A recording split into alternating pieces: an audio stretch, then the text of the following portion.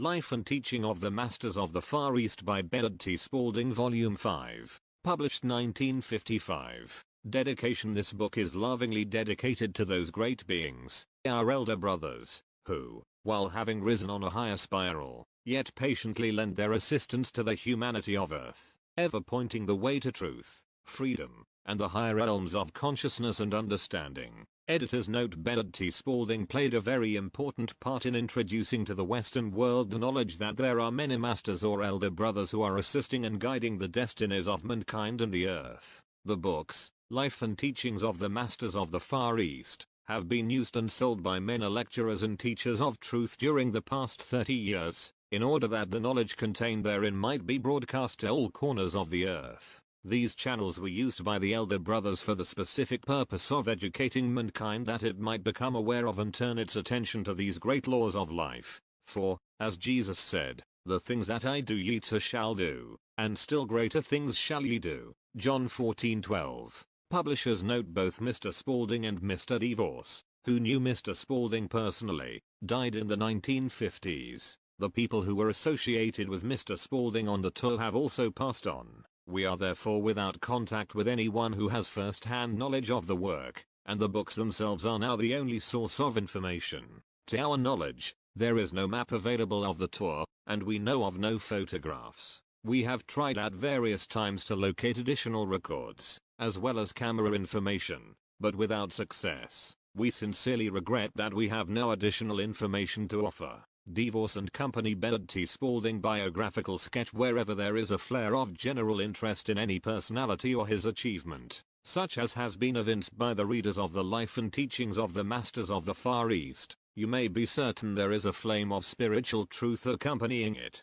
Few in modern times have created such an interest as Bernard T. Spalding, whose name became legend in metaphysical and truth circles during the first half of the 20th century. Few sensed the flame of spiritual inspiration sweeping the world as did Mr. Spalding. The nature of the man, the manner in which his message has been presented, and the message all bear living testimony to the truth of his words and the honor and sincerity of the man. The countless numbers of letters received through the years from all over the world bear testimony of the tremendous assistance from the message contained in his books, and such letters continue to pour in. Years after he passed over to the higher schoolroom, Bernard T. Spalding passed beyond the veil on the 18th of March, 1953, in Tempe, Arizona, at the age of 95. He was active in his mining interests right up to the end. Douglas K. DeVos probably knew Mr. Spalding as well as anyone, due to their many years of association, and we quote from his talk given at the Spalding Memorial Service in Tempe,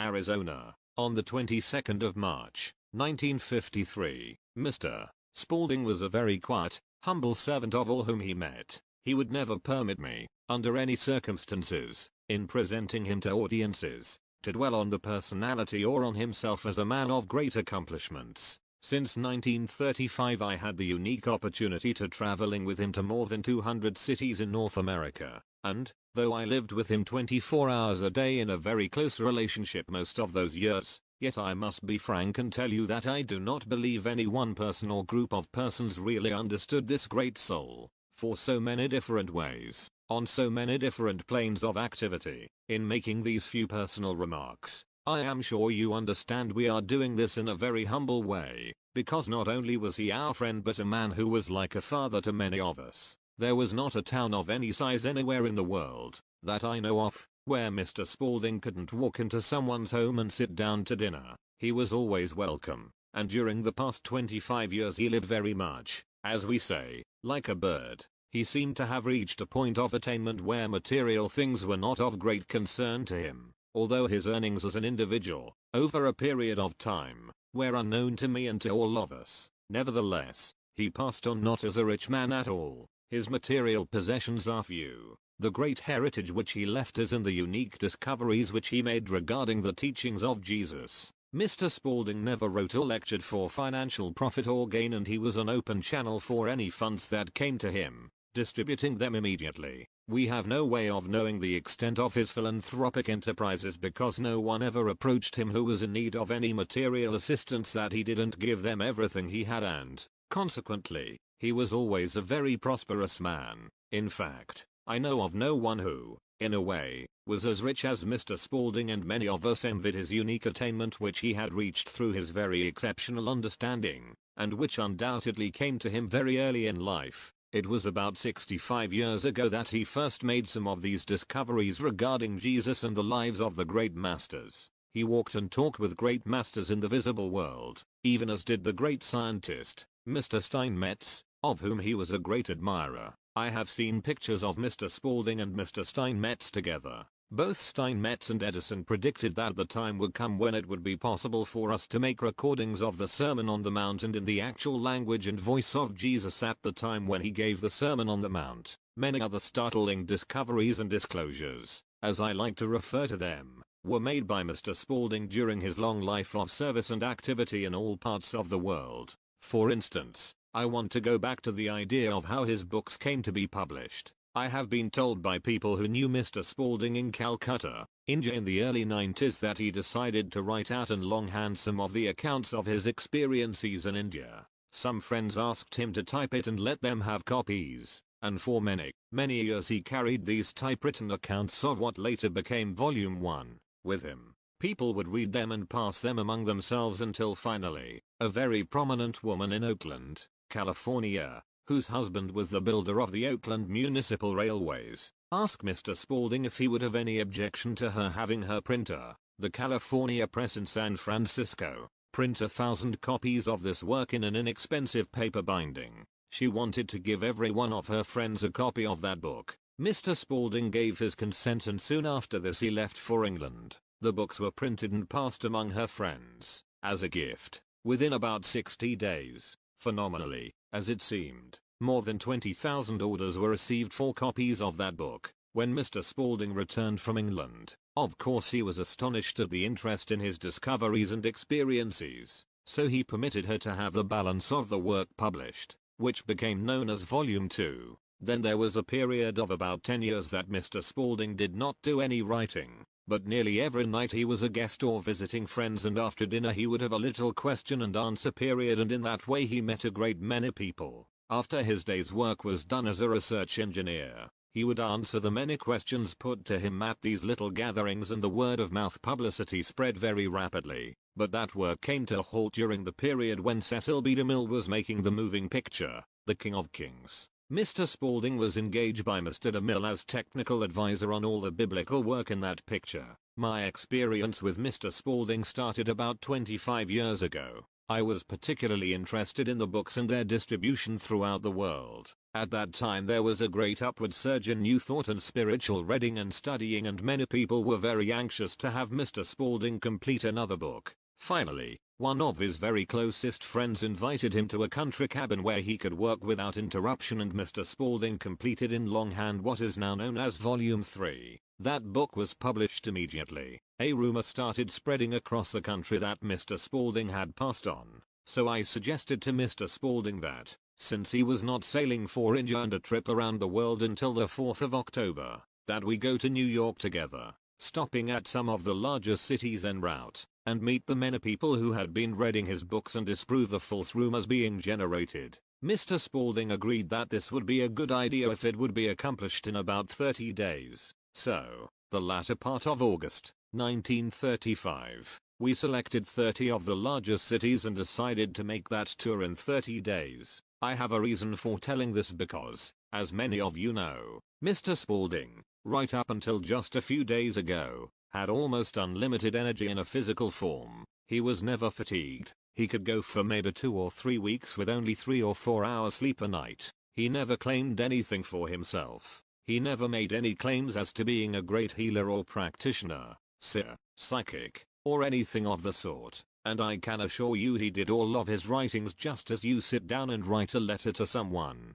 The material was never obtained through automatic writing, clairaudience or clairvoyance, or anything of that sort. It wasn't necessary because he knew these people whom he wrote about just as he knew these great scientists and religionists, such as Dr. Steinmetz and Dr. Norwood. The latter was the famous clergyman in New York and one of Mr. Spalding's very close friends. I think these facts may be of interest to you, although he probably wouldn't approve some things we are doing here this afternoon because he realized that the physical form had so very little to do with the real life of the individual. As you will recall, He said, "The Christ is in each one of you," and that is the important thing that he wanted everyone to realize. Sometimes when people asked him, "How many masters are there in the United States?" he would say, "There must be at least 150 million masters in this country." That was the vision which he had, that each individual would become aware of his oneness with God and the Christ and not just worship creeds and dogmas and sects. Each one of you,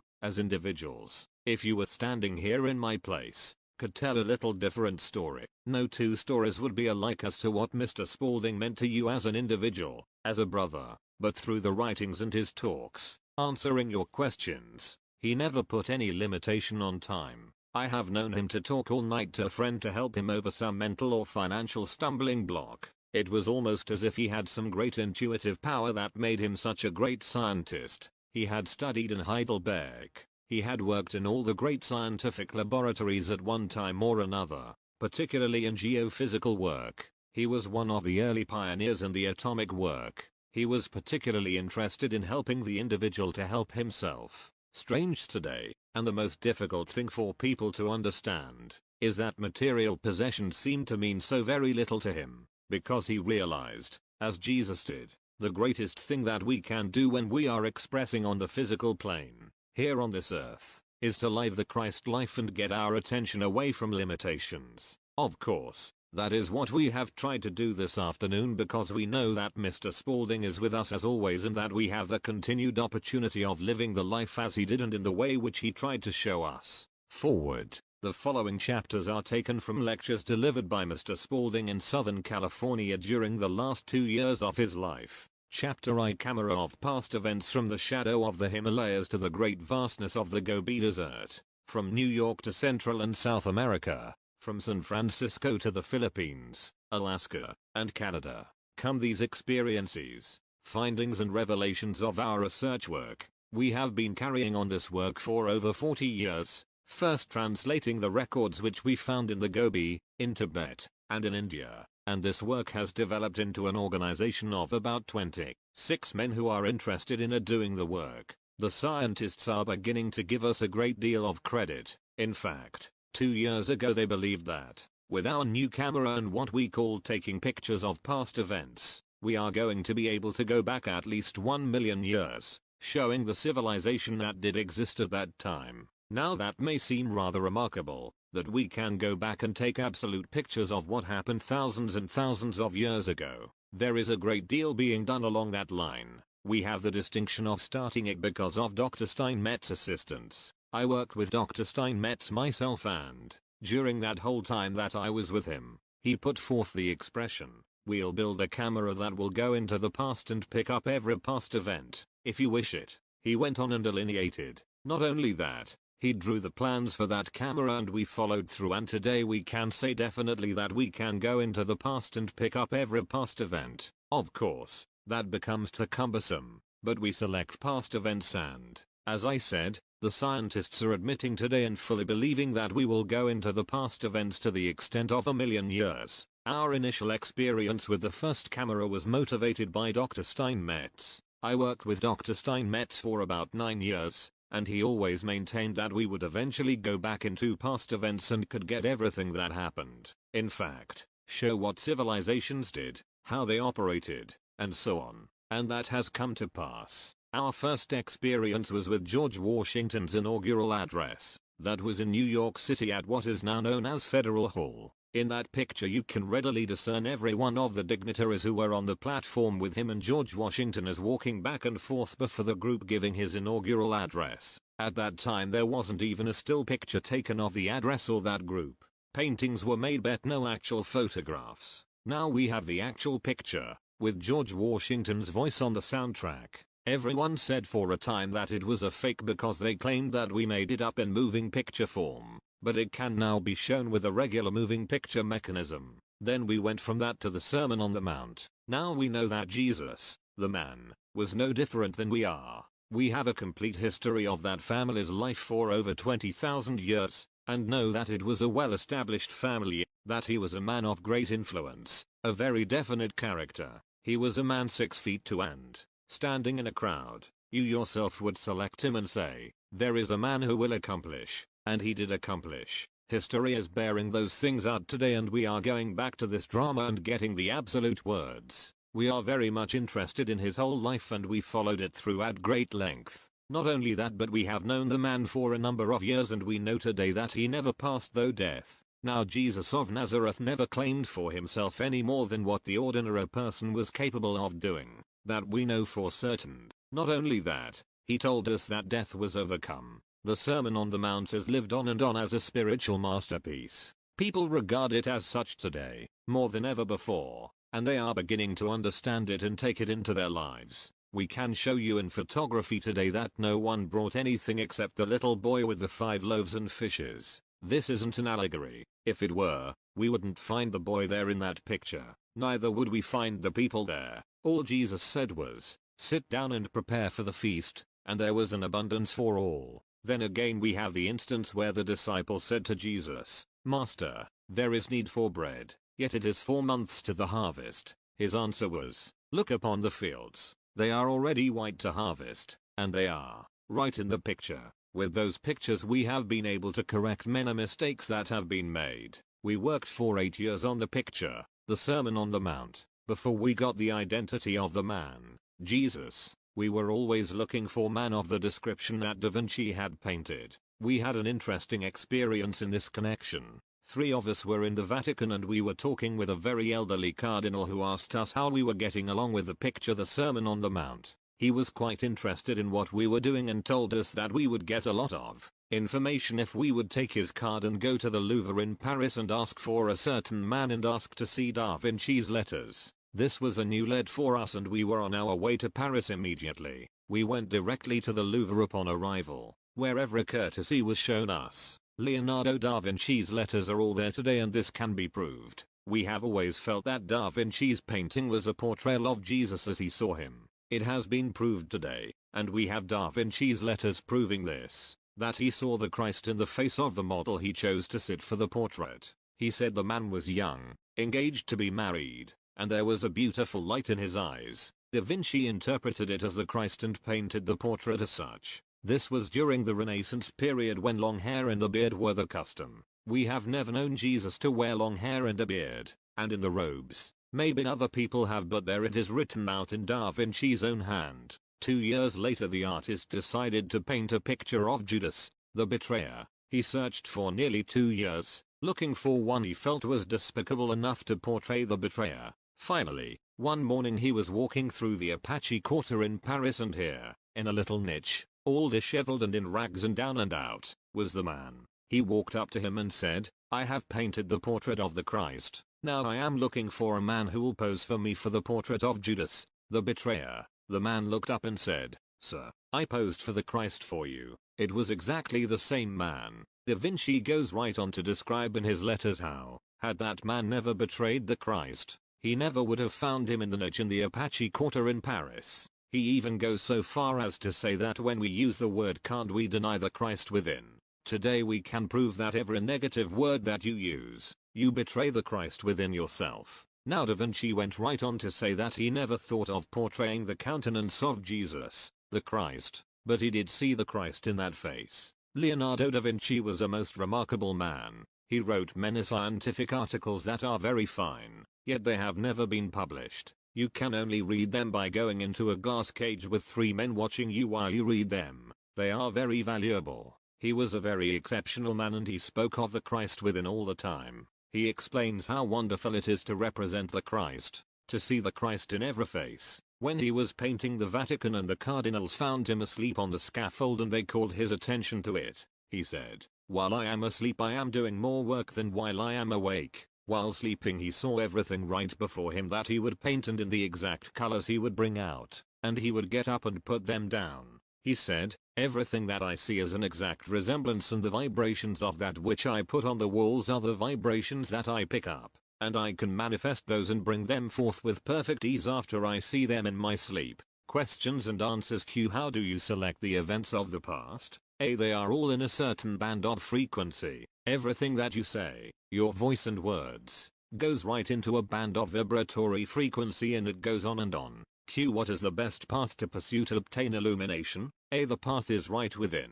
Search ever deeper within yourself. Know that this great light belongs to you. That is all that is necessary. Q. Were you born in India? A. Yes, I was born in India and my father was born there too. I attended preparatory school and later Calcutta University. Dr. Vos and his wife at that time had been there for 68 years. Q. Did Jesus and the disciples and other Bible characters really alive in the flesh as we know it? A.O. Yes, we have a number of their lives through the camera of past events. Q. What did Jesus look like when you saw him? A. He is a man 6 feet 2. If he were in this group tonight you would recognize him for what he is, a man of the greatest attainment, just as he looked upon everybody, with the power to attain everything, and he did, and he always has. He is living today just the same as he always did. We photographed him exactly the same as we might photograph you. We have pictures of him walking arm in arm with Luther Burbank, with Dr. Norwood, and a number of others. Q. Are all of these great problems that afflict the minds of men completely overcome when we live the life of the masters? A. Yes.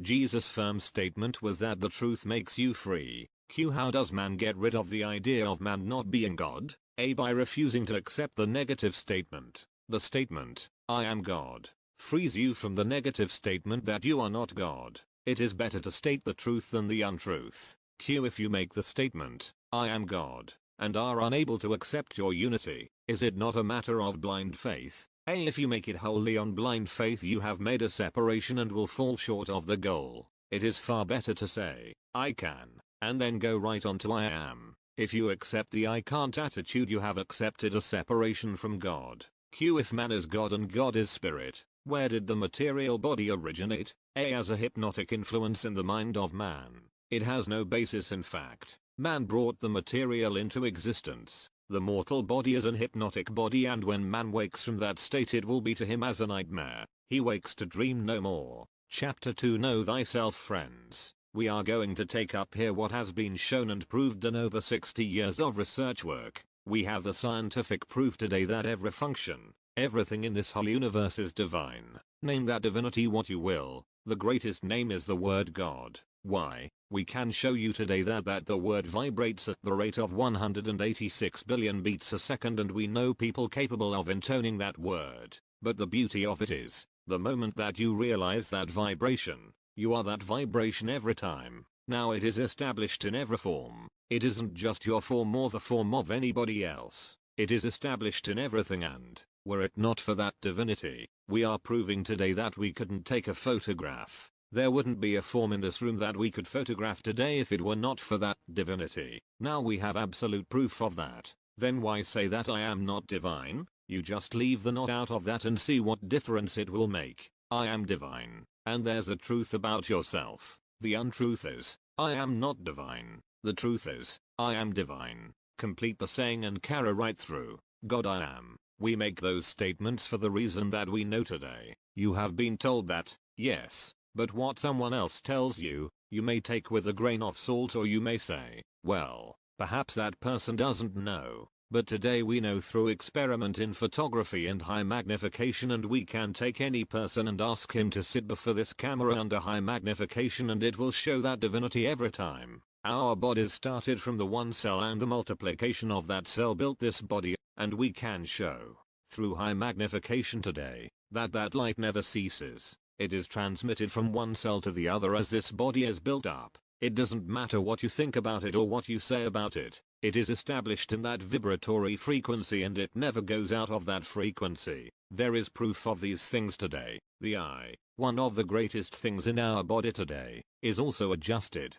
The rods and cones and the retina are so adjusted that they take in the divinity. The moment that we realize that divinity, our eye becomes adjusted to it and the frequency that it moves forth at. And it can be shown that those who have not in any way impaired their sight, that they themselves see that almost immediately by the acceptance that they are divine. Now divinity is God in everything, in every form. The Christ means the power to realize that divinity within. Then don't we see the Christ in every face, in every form? That was one of the very first statements that Jesus made. We find that in our research work. I see the Christ in every face, in every form. When the first child was born, the Christ was born. That is the conquering Christ, the one that conquers, the master of everything. There isn't a person today but what is the master. Now the moment you say that, people begin to look for a master. The moment you look without for the master, you forget all about the master within. And humanity has made the greatest mistake by looking for God or trying to see God.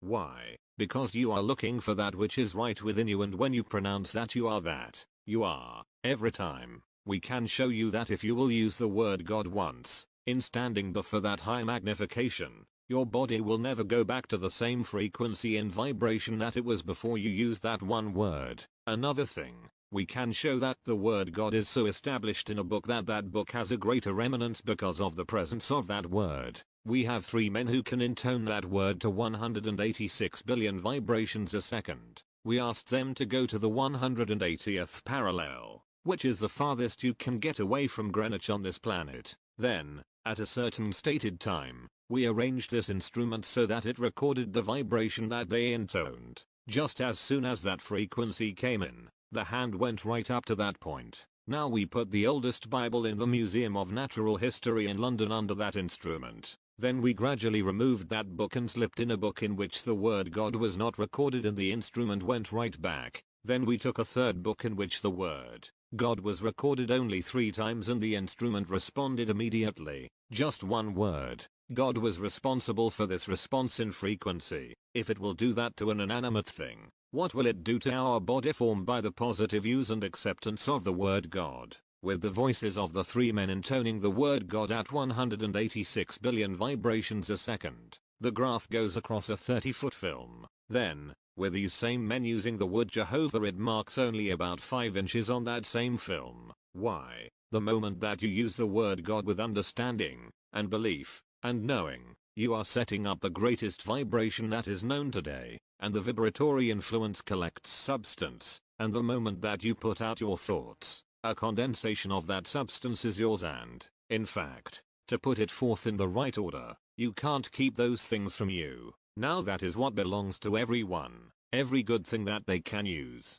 You set up that vibratory influence and it manifests here and now. There is a very definite principle that we are working on today, that principle of divinity in everything. This has been proved by our camera taking photographs of past events. We can show that every blade of grass, every tree, every shrub, every flower, every seed is divine, and, were it not for that divinity, that seed would not grow, nor the plant, nor the tree. And we can show you definite photography today that that germ and that seed has the exact replica of the form that it will bring forth every time. Then why do we go about saying we don't understand? Isn't it greater to say I do understand? You do understand. That understanding is right within yourself. You are the master of those things, and, by letting go of outer appearances, you master the thing within, accepting and recognizing that you are the master. Many people write and ask if they cannot go to see the masters, or what must they do to see the masters. The moment you step out from yourself with your thought that you wish to see a master, you have lost sight of the master within. When you recognize and become aware of that, you are with the master and you are with all of them. Now just let someone say, I am not God. Then stop for a moment and take that not out. That is a negative word and has no frequency in vibration whatever. You give it energy that keeps it living by pronouncing it, and the moment you refuse to pronounce that word, it has no energy of its own. There is a camera that shows you that today. You can actually sit before that camera and make your statement. Don't say a word but think it, and we will give you your exact thoughts from the graph shown on the film. Then we ask for a statement with a negative word, just to see what happens. And when it comes to that negative word, there is no graph on the film. It simply is not recorded. That camera is showing today the great frequency of vibration of the human form, and, if the frequency was not there, we would not get it. And, if there were hypnosis used, it would not record. We have taken over 400 or 500 pictures of the fakirs of India, and, wherever hypnosis is used, the camera doesn't get it at all. We have had 2 or 3 very remarkable instances among those hundreds of pictures taken. On one occasion we were returning to our home in India, and when we arrived there was a man standing just inside the gate. He had placed an orange seed in the ground, put his little mantilla over it, and it was coming up. He removed the mantilla and the orange tree came right on up, and in 45 minutes apparently there was a tree there. The branches, the buds, the flowers, the leaves, and then the ripe oranges. We were taking pictures of that. There were 12 cameras in the group. and we ourselves were so deceived at that time that we stepped up and attempted to pick oranges off the tree, and the tree wasn't there. One of the men developed 2 of those films and I kept the young fakir in conversation until they returned with the 2 films. I unrolled one before him and said, "How come? You fooled us but you didn't fool the box." He was quite perturbed over it and said, "Tomorrow you come, I show you."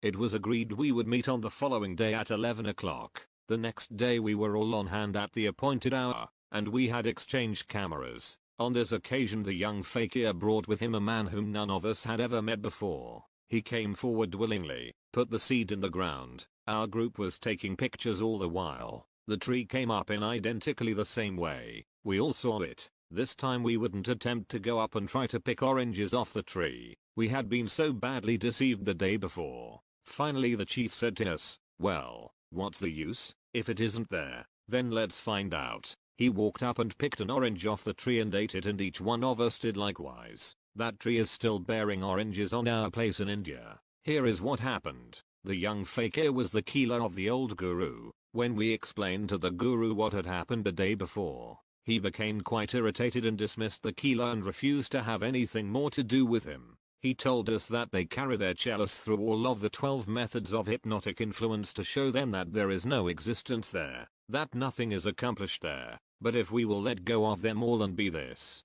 then everything we do comes forward. It comes under the art or law of suggestion, and we have studied it in India. For example, we see a man come out with a rope in his hand. A small group who are curious gather around him and he throws the rope up in the air, apparently, and then calls a boy out of the group to climb the rope. Maybe the boy disappears at the top of the rope, and that is all that is necessary. The man collects a few coins, enough to give him a living for a few days. Now we have taken pictures in the 500 instances of those exhibits, and the camera gets nothing on the film but the man standing there before the group. There is your power of suggestion. It is brought out so definitely that you stand there and believe it. The old guru is working with us today over in India. We take the seed, plant it in the ground, irrigate the soil mechanically, and in 7 minutes we have a stalk of corn with 2 ears fully developed. This old guru, when he puts a seed of corn in the ground, before he raises up, the plant stands before him.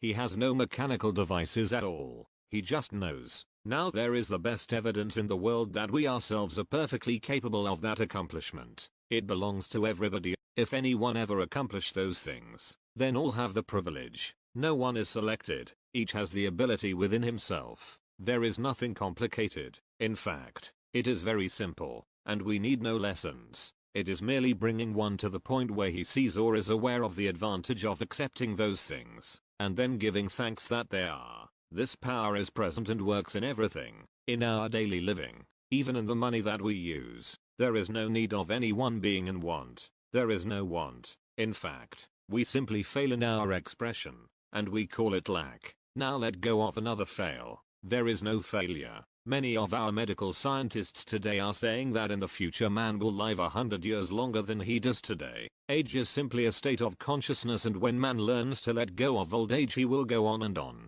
A year makes no difference in our thought structure until we say that 1 year has passed. Then we immediately qualify it with 1 year older. Whereas if we would think of it as a year of greater accomplishment and achievement, a year of greater illumination and understanding, it would be just that. The greatest thing that we can do is to see the divinity in every face, in every form. Our greatest privilege is to see the Christ in every face, and that means the unlimited power to know God within.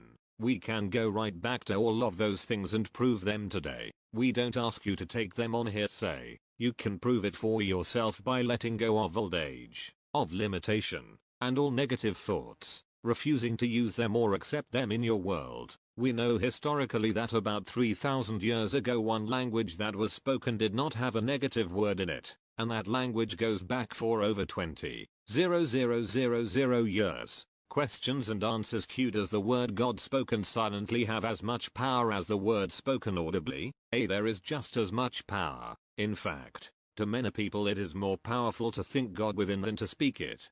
How can we set in motion this great power within for self-expression? Simply by knowing that that power is yours. You are the supreme power. You are the supreme wisdom, and the moment that you accept that, You set the energy free, which shows you that you are free from any limitation whatsoever. Q. Will there be great destruction on this planet before there is universal peace? A. The destruction is what we put on ourselves, the thoughts that we put out. Now, supposing we all refuse to use the word destruction, would there be any? Not at all. Q. What holds back the knowledge of the great masters from readily spreading throughout the world? A. It is our fault. Nothing else can hold us back. The moment we accept and know that we are as they are, and always have been, why, it will never be held back at all. Nobody can hold it back from us but ourselves. Q. Is hypnotism trespassing the law of subjugating a man's will? A. Hypnotism has been generally conceded to be a very detrimental thing to use on the human form or human brain. Chapter 3. Is there a God? Is there a God? We have that question asked more often than any other question today. Science has given a great deal of attention and thought in recent years to this subject and is really doing a magnificent work in research along this line. The research was suggested by a group of medical scientists and it has been in progress for several years now. Of course, there is a very great determination that there is a great principle back of all experiences. This goes back so far that all continuity of it has been lost through the ages. We are coming to realize that it has always existed and does exist today, and nothing can move that principle out of absolute law and order. The greatest question humanity has asked and is still asking is there a God? From an orthodox point of view, it is accepted on faith that there is a God, a divinity called the Father of man. In this way we are speaking for a great division of humanity, yet, in no way satisfied with believing on faith alone. They ask to know, have you irrefutable proof of the existence of divinity? It has been the task of science to investigate the matter and find the answer to the question, an answer which will satisfy the rational mind. Through scientific investigation in recent years it has been discovered that there is a universal force, which is also termed universal energy, a primal energy, pervading the entire universe and filling infinite space. Today we are finding that the energy that principle manifests is greater than the atomic bomb. That energy emanates throughout all space, all conditions, and all things. It is not given just to one person or to one group. It is all in all and it belongs to everyone. It works with everybody, whether we realize it or not. The non-realization of it makes no difference whatever. It is not concealed under books or in dark places. It is ever present, omnipresent, pervading all things. It is the very substance and principle from which we live and move and have our being. Were it not for that very principle, that divinity in every person, we would not be able to take a picture of this group. Experience has proved this. This divine principle has residence within and permeates everything, every method of life and experience. It is that divine influence, that divine energy which is permanent, everlasting, all-encompassing. We have proved that through photography, for were it not for that divine energy, no photograph could be taken.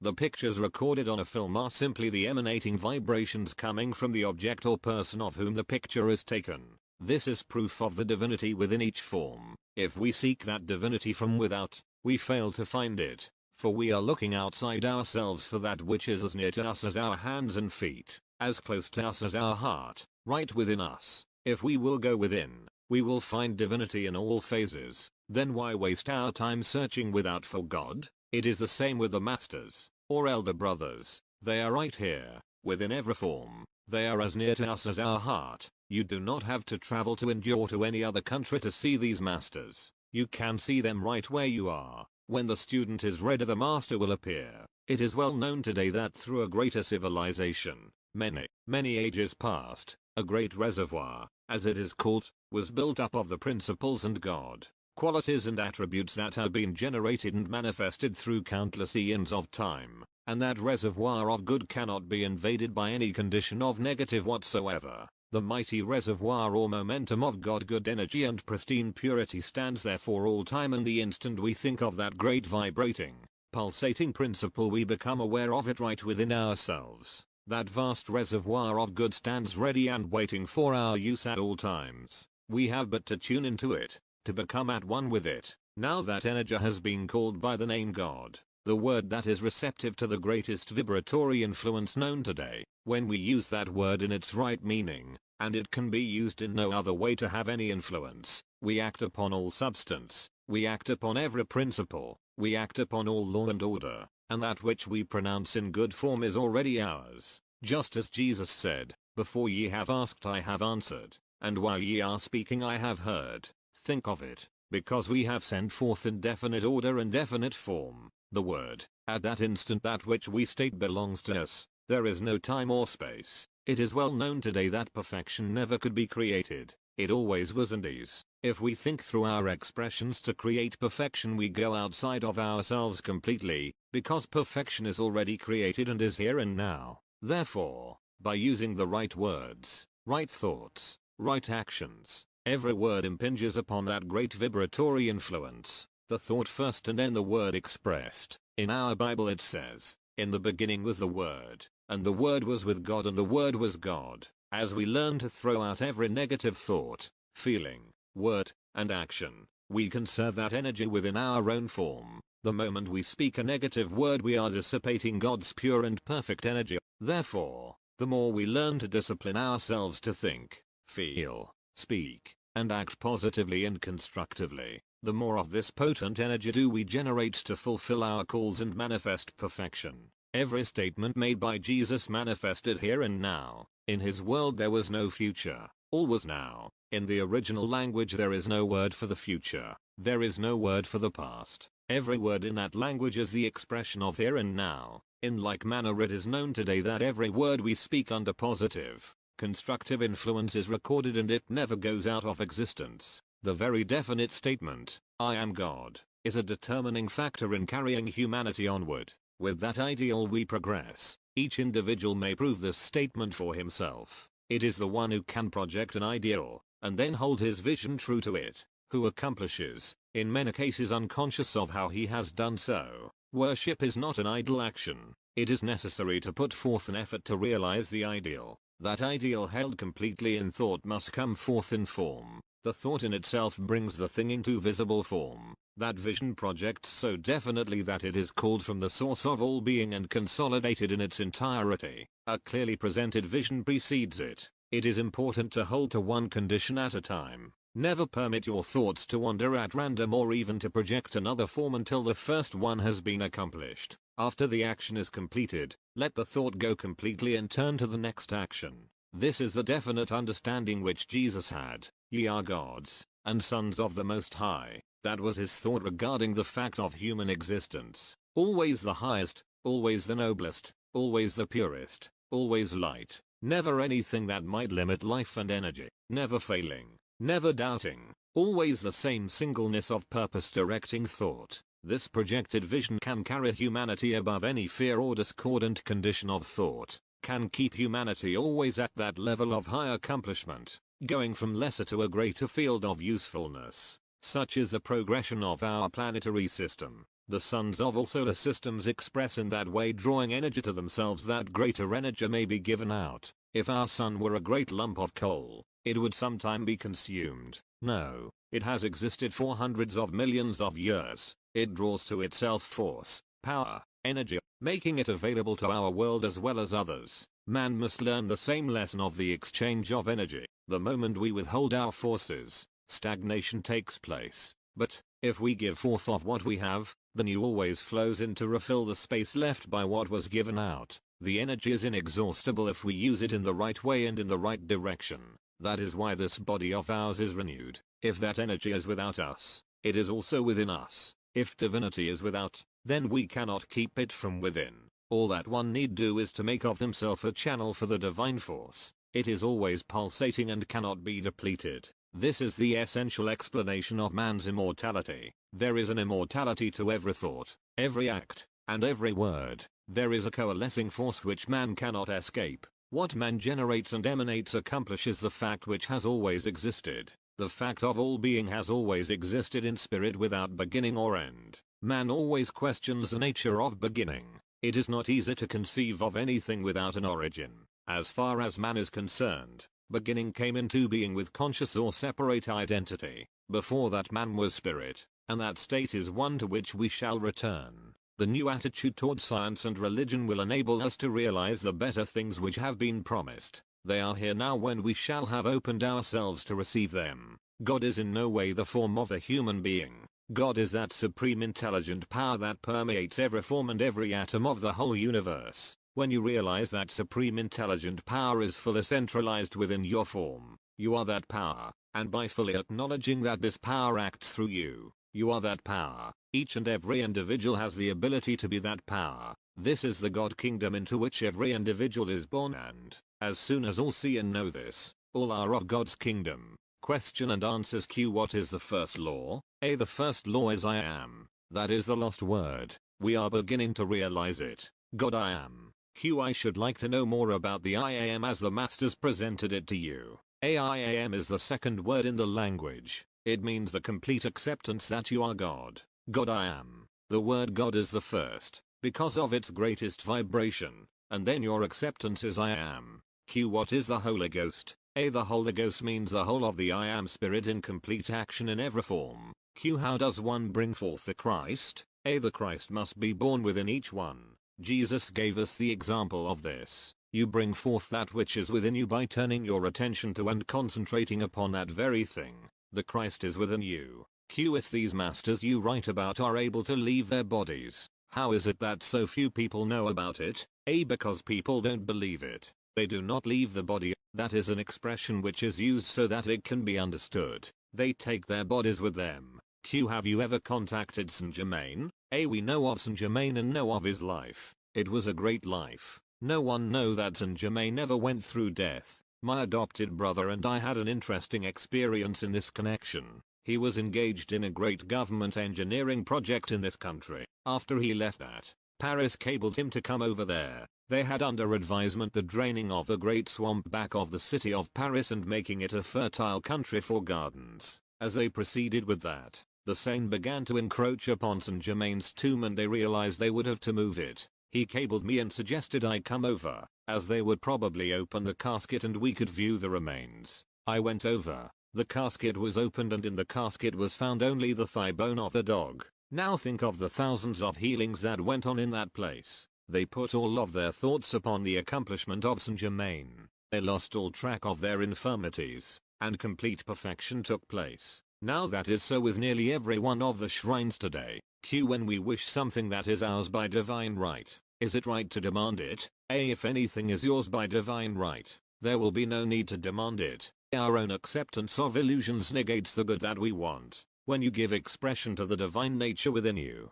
you will find whatever you will use at hand. The realization of this permits you to know that the good is accomplished before you express a thought. The need does not have to arise. Chapter IV. Life eternal. From a select amoeba the divine image never changes. It dominates the ideal and perfect form and passes on that perfect form unchanged to every new cell that is created in the entire form. Thus every cell of the bodies of the entire human race not only has the perfect but is a perfect image of supreme intelligence. Thus we have the unassailable proof that man or humanity is the divine, supreme intelligence, which is God, the conquering Christ, God-man, the result of the complete coalition of the Trinity. Indeed, every seed has the exact image of that which it will produce. Now let us sit quietly and look directly at this select amoeba and its ability to reproduce and send forth and unerringly implant its perfect image into every cell that, through multiplication, forms not only the human form but every tree, every blade of grass, every flower, every crystal, and every rock, as well as every grain of sand. In fact, by the close examination of crystals, all rock structure can readily be classified. It is thus with every grain of sand as well as with all minerals. This crystallization is the foundation from which we learn their relationship to the whole and their relationship and economic value to humanity. Let us return again to the high magnification and rapid photography which is being developed. We find that the minutest seed, when its germ cell is photographed under high magnification, has the exact form of that which it will produce and bring forth unerringly, and it is giving off a wavelength or a vibratory frequency which accompanies it throughout its circle of productivity, and through its frequency of vibration it attracts to itself the energy that is necessary for its development into maturity, and this frequency of vibration, which is the divine life essence which accumulates or draws to itself the substance, not only gives life to the tree, the flower, and all vegetable life, as well as all minerals and metallic substance, but it is the very life of the substance. Now we are free to say that all substance has life expressing through it, and there is no change from that divine plan of perfection until man, through his thoughts, either enhances or debauches the perfection. It is also found that man is able to influence these emanations of perfection to larger and greater productivity of presenting greater and greater thoughts of productivity and more abundant perfection. Let us return again to the amoeba or first cell. While this cell is entirely different from that of the vegetable or mineral, its rate of vibration is much greater and is not to be compared with that of the mineral or animal. It is found that its rate of vibration is the force that draws its energy or substance to itself, which causes its growth into new cells, which finally builds a human form, and the passing on to every cell created the first perfect and undeviating form of divinity. It now can definitely be seen that when humanity cooperates and in no way, through thought or expression, interferes with the ideal of divinity, the human form is ideally perfect.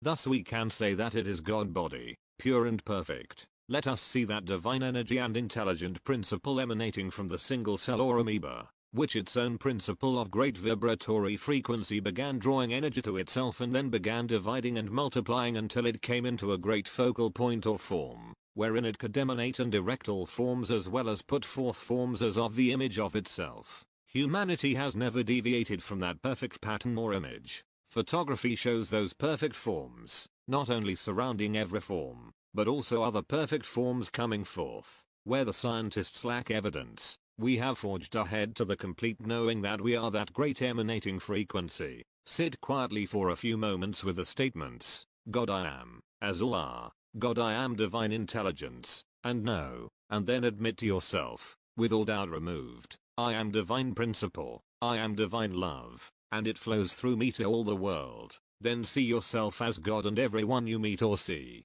as God, and you will see that which is being accomplished in the submicroscopic zone of life. For you will see an almost invisible drop of protoplasm that is transparent, jelly-like, capable of motion, drawing energy from the sun. It is already capable of using the light of the sun to break up the carbon dioxide in the air, forcing the atoms apart, seizing the hydrogen from the water and producing carbohydrates, thus making its own food out of one of the world's most stubborn chemical compounds. This single cell, this transparent droplet, holds within itself the germ of all life. It not only has the germ but it has the power to distribute this life to all living things, great and small, and it also fits that creature to its environment wherever life exists, even from the bottom of the ocean to the universe above. Time and environment have molded the form of every living thing so that it meets the infinite variety of all conditions, and as these living things develop their individuality, they sacrifice some of their flexibility to change and become specialized and fixed, losing the power to go back but gaining a better and greater adjustment to the conditions as they exist. The power of this droplet of protoplasm and its contents is greater than the vegetation that clothes the earth in green, greater than all of the animals that breathe the breath of life. For all life comes from it and without it no living thing would have been or could be. You will find that all of this is absolute truth. Step by step, humanity will know, as we know, that man is the universal source of life. Man is master in the animal as well as in the vegetable and mineral kingdoms, completely endowed with supreme intelligence. In reality, the soul of all things. This divine intelligence man has never lost. He has only become shamefully unaware of this true God heritage through the setting up of his own debased thought structure. It is well at this point to stop and let go of, forget and forgive this debased thought structure, and set up a real structure as man, the supreme intelligence, the master of all things, God and man. 1.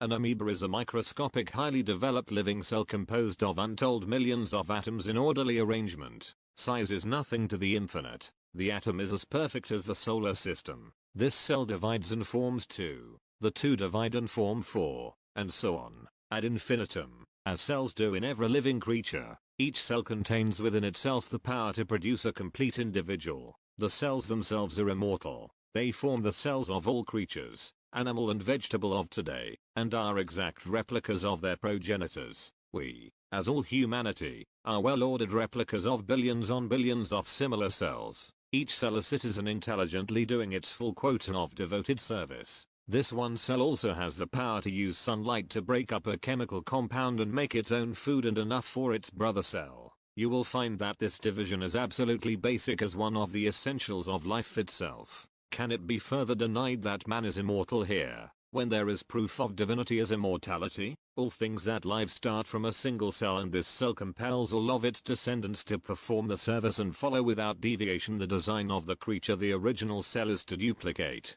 whether it be a human, a turtle, or a rabbit. It is found that these cells have distinct intelligence, instinct as well as reasoning power, as it is well known that after division, portions of the cells are forced to change in entire nature to meet the requirements of that being of which they are a part. Why? Because the plan is set forth and is invincible to change, and that is the reason that man is divine, perfect, and invincible. It does not matter what thinking structure he evolves. This plan is absolutely irresistible and can never be changed. It is first principle, dominant and compelling, and is also the very reason that man is capable and abundantly able to reach the highest. In the event that he fails to reach the highest in his immediate understandings, all that is necessary is for him to change his thought structure, which has circumvented him, to the true thought structure that is steadfastly fixed within his own mind, of which he always has an inherent instinct, and build a dominant thought structure which will allow him to reach to the highest conception to which thoughts can aspire. His easiest and most successful way of attainment to this highest goal is forever to let go or drop the thought structure that has bound him to the wheel of repetition and set into immediate action that which will build up an invincible thought structure which will never fail in carrying him to the highest. The first suggestion is to place in his mind the thought and word God, knowing positively that it is the one point from which and where all success originates, also from which all success emanates. Then fix that thought of success with the thought, God, I am success. Then the next thought, God, I am abundantly able to succeed in every effort that I truthfully designate. Your next statement will be, God, I am the exact knowledge that goes with the ability to succeed. Your next statement will be, God, I am the infinite love that attracts all substance to me that brings forth my success. Knowing also that love is the greatest cohesive power in the universe. Your next statement will be, God, I am the intelligence that guides all of my success into the right and profitable channels. This will be followed by, God, I am the divine knowledge and the wisdom that gives the perfect all of my success. Followed with, God, I am the perfect Trinity, God the conquering Christ, God man, the on-focal point of all creation. We are now dealing with God cells which never lose or change in any way. Thus man cannot change from divinity. The brain of man is built of these God cells, and this is the very reason that mind never changes. Thoughts may change 1,000 times a minute, as they are only reflexes from the subconscious. It is there that man has free will, for he can induce the subconscious to believe and store any thought put forth or that which he perceives or is told by another. This subconscious is no portion of the brain itself, but it is a ganglia of true cells located just below the heart center. These cells know neither impurity nor imperfection. They accept and store everything that is thought or spoken, and they have no way of discriminating. They also repeat that which they have stored, and man soon begins to believe what is repeated as truth.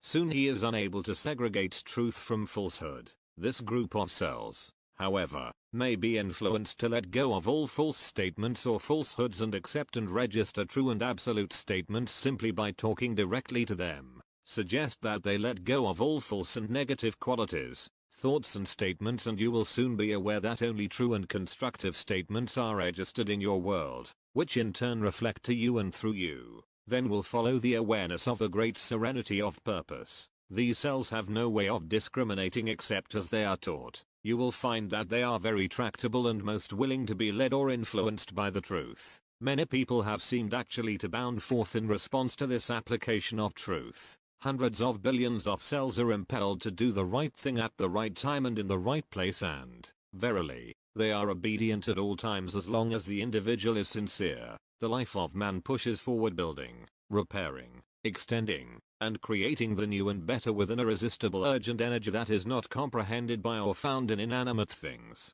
It is found that there is an intelligent instinct and directing influence that pervades every cell of the human form. It does not matter how far they may seem to have wandered from this divine directing influence. It is our privilege to see them in this influence without giving any thought to the outer or that which is holding them under the hypnotic spell. What a privilege it is just to see that one or all who are under the spell really endowed with that infinitely complex cellular structure called the human brain. That same brain has the capacity to carry man or all humanity to the very highest of attainments. What a divine privilege it is to see all humanity combined in this great structure of God mind. Try this. I am of the noble God mind, and see it open the windows of heaven and let it pour out such a blessing that it fills completely every avenue of expression. All those who are faithful need say, God, I am the knowing principle of all things. This opens the eye to the universal abundance that never fails. Try it, knowing positively that you must succeed, as Elijah did. Hold out the cup until it is filled to running over.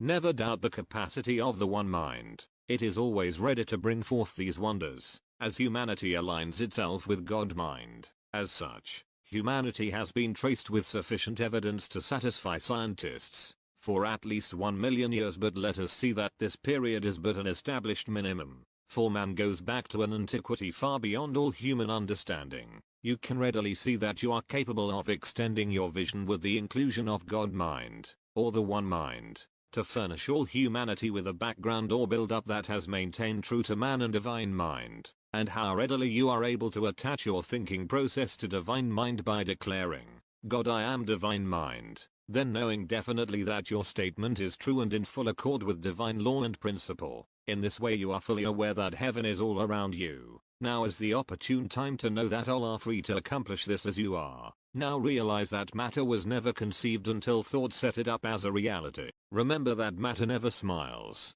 neither does it have any power or energy to rule or master itself. It is also devoid of instinct or volition of its own. It is foreign to all other substance. The bird actually sees its destination of migration and thus does not need an instrument to guide it. That instrument is right within those tiny brain cells. How much greater can the same instrument guide you? For it is right within your brain cells, and mind is in direct control as soon as man knows that he is in full control of mind action. The bird, although it flies over 1,000 miles of open water, never loses its direction. Man has this same sense of seeing, but he has lost the ability by putting it out of his thought structure. Nothing is ever lost from divine mind. This is the very reason that it belongs to man, for man is as divine as mind. Thus he will never deviate from truth or be at a loss to accomplish all things when he again joins with divine mind. The animal has never lost instinct and intuition for the very reason that it is incapable of building an adverse thought structure.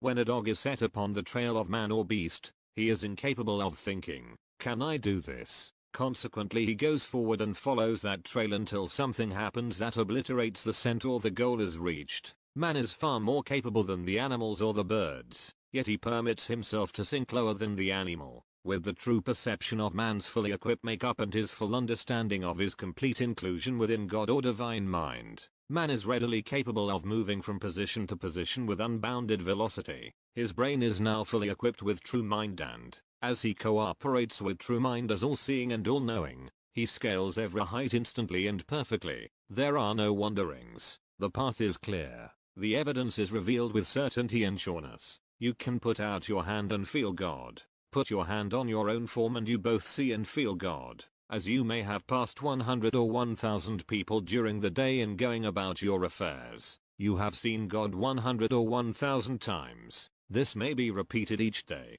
Keep God close to you by seeing every living form as God. Then God will be so close to you that you will never again closet God in some far-off celestial realm or temple, and you will find the temple not made with hands. You will also find that your body is the first and greatest temple ever built, and that it is the only temple wherein God abides. Then see the conquering Christ and God-man within this temple. This is the very life that maintains your body. Take God away or separate one from the other and your body would die. Man has built all of the great temples that have ever existed or do exist upon the earth, but he has never duplicated this great body temple. It is not only the greatest laboratory ever built, it also has the power of duplicating itself. Man has defiled this body temple to the utmost, even to the place where he is obliged to lay it down in so-called death. Yet it rises again, triumphant. Man, under limitation, is unable to build a human eye, but let man throw off every limitation and he is able to build or renew an eye or any part of the human body, even to overcoming death.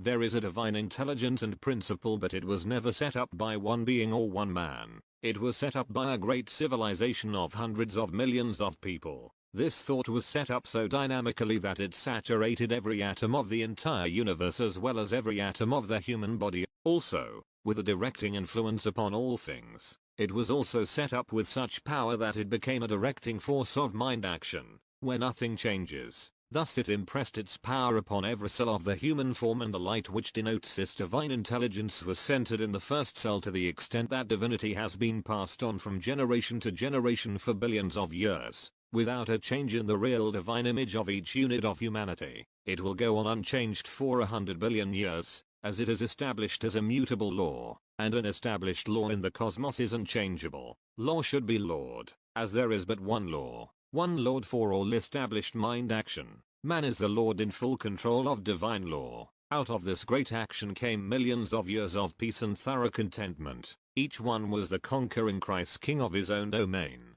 yet a willing helper and worker, with no thought of self or selfish ends in that which was the good for all, as an abundance of all things were there for all to use. Then groups claiming free will of thought and action began withdrawing into themselves. They longed for a change. They wanted to know of material things and to think of themselves rather than the entire group. Thus larger numbers withdrew from the main household, as it was called at that time. Finally the groups of dissenters combined and grew to the extent that their thoughts became chaotic, until the natural elements were thrown into chaos and a great eruption took place within the sun, which lasted for at least 1,000,000 years. At different intervals have come the planets and stars of our solar universe. Yet prior to this chaotic condition humanity had already set up indefinite mind action such as divine balance, that to chaos has come order so divinely exact and perfect that the place any star or planet will occupy at any time can be mathematically determined to the second. This balance is so perfect that there has been no variation for 1,000,000,000 years. This certainly indicates eternity. Thus you can readily recognize perfect law,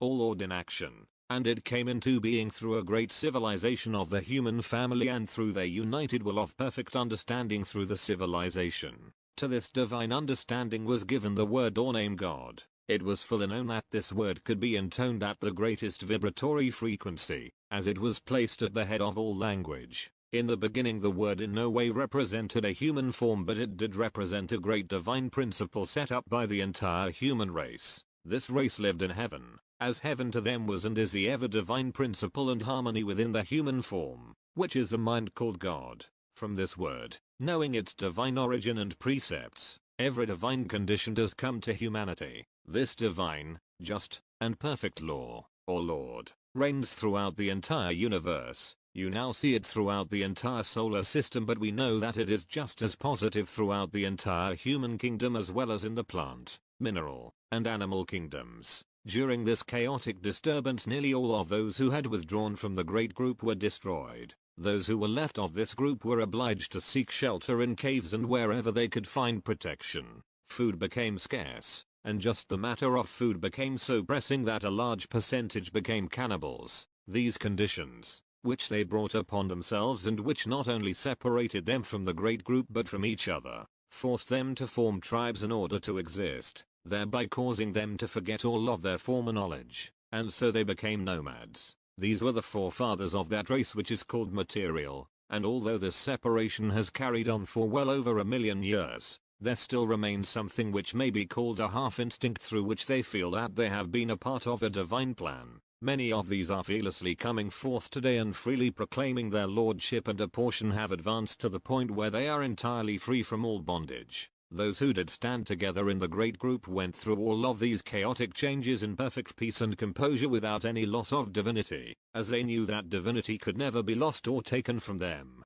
For all this they are in no way claiming any selectivity, neither do they claim any power above that which all can use. During the period that this great civilization reigned upon this earth, the great land areas, as well as the seas, were peaceful. There were no land or sea disturbances, the breeze were gentle and invigorating, and all of the people traveled at will wherever they wished, as there was no weight or cumbrances, no limitation of time or space. They thought in terms of eternity. All thoughts and words were put forth as divine precepts and to such a definite purpose that they were firmly fixed and definitely recorded as precepts in divine mind, and these were the foundation and bulwark of a great reservoir that could be drawn upon for every supply, every action, and every undertaking. Thus man had at hand a universal supply for every undertaking and every accomplishment, for all humanity was looked upon as God-man in the Trinity, or completion, or focal point was God. the conquering Christ, God-man,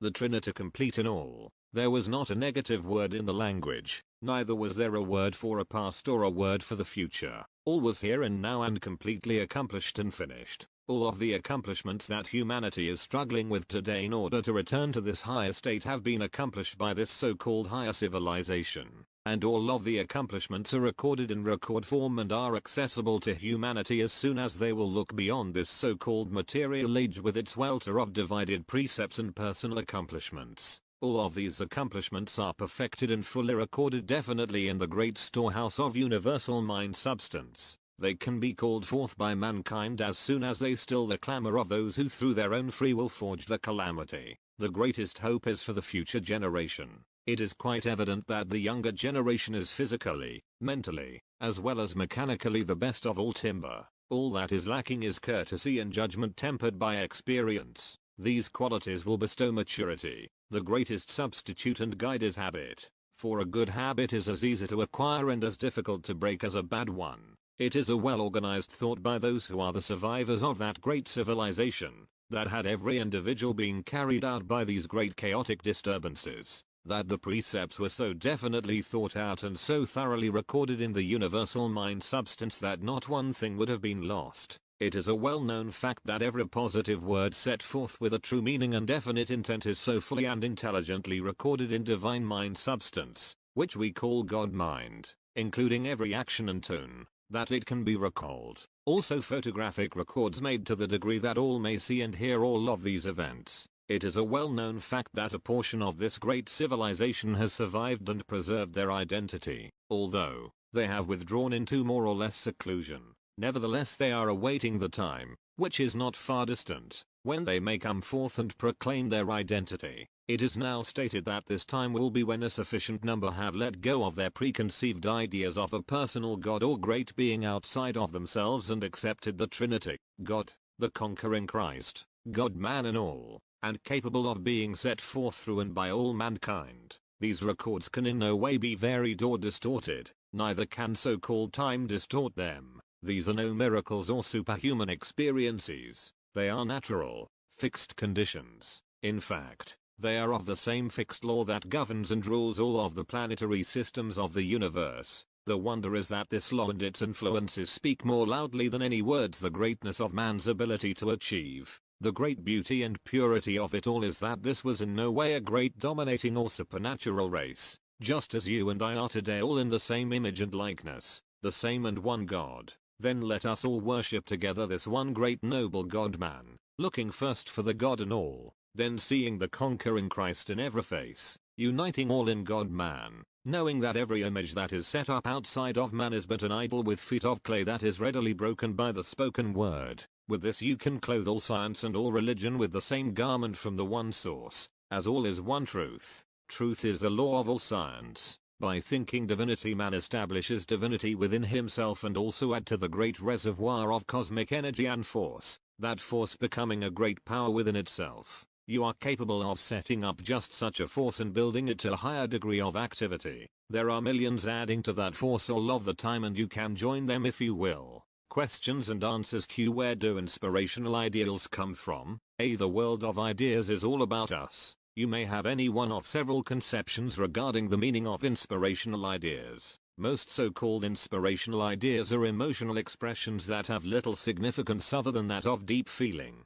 Other inspirational ideas are those flashes of clear-sightedness that enable one to act wisely in an emergency. Possibly the questioner has in mind that profundity of thought achieved by philosophers and saints by means of their disciplines. This is the real, consciously breathing in the spirit of universal wisdom that permeates all space. Q. How do we get inspirational ideas? A. In a sense we generate them within ourselves by disciplining our bodies to serve as channels to receive the currents of universal mind and transform the one force in such a way as to intercept the universal laws that are expressed in the diversity of phenomena. Q. Why do our ideas seem to come from outside sources? A. At our present stage of development we are not prepared to recognize the source of all the forces that are active within us. Life is a universal force which we know in living tissue but we do not know where life comes from or where it goes when it leaves the body. Electricity is used every day. We know it may be generated but we do not know where it comes from.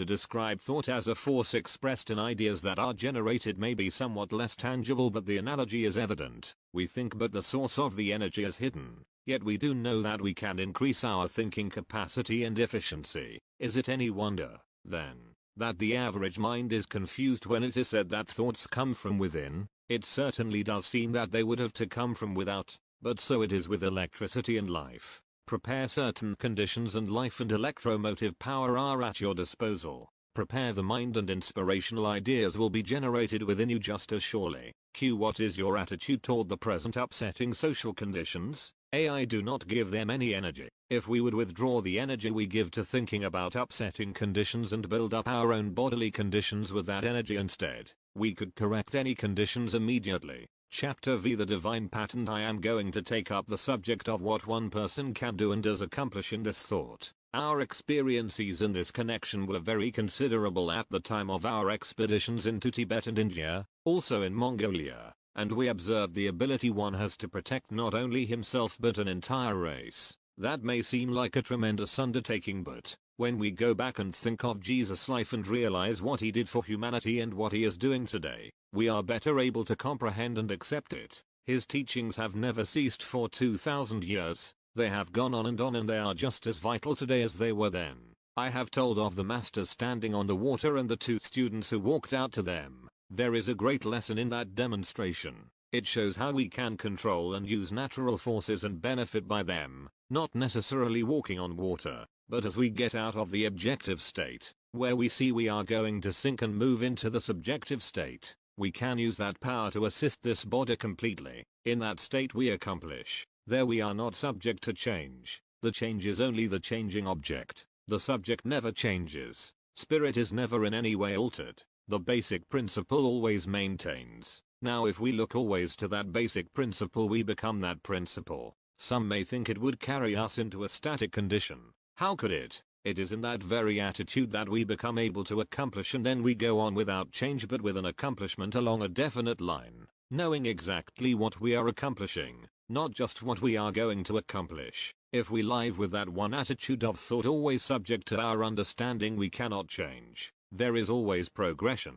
That carries us right on into another statement or condition, and that is old age. Old age is objective. We accomplish that ourselves. But is it necessary? Not at all. Suppose that we could travel into space a sufficient distance so that we were completely away from this earth. There is no time there. Supposing we stay there for 100 years as we count time, we would be no older. The same condition can be brought directly to the earth. In fact, it really is here. No time and no space. Conditions subject to our determination.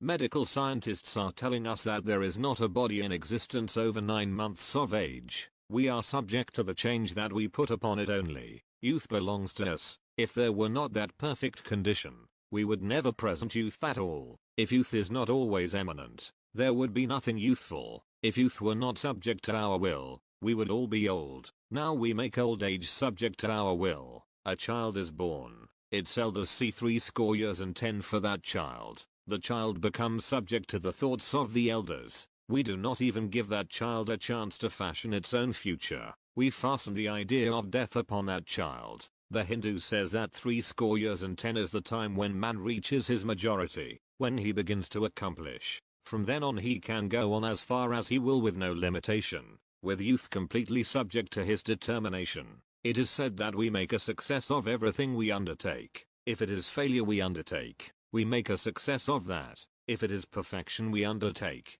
we make a success of that. How much better it is to present perfection than imperfection. If we did no more than assist our neighbor, it would be much better than to present imperfection to him. We would get much more out of life and it wouldn't cost us a penny. It costs nothing to greet him with a smile. Present love to him and perfection will follow right along the same line. Think of an assemblage joining with just that one object in view: youth, beauty, purity and perfection. Is it going to cost us anything to live by those ideals? If we would live with those ideals always foremost, we would change our conditions within a week's time. We have seen it accomplished within a moment. Didn't Jesus say that if your eye be single your whole body is full of light? It is impossible today to take the originals of Jesus' teachings and find where he put anything into the future.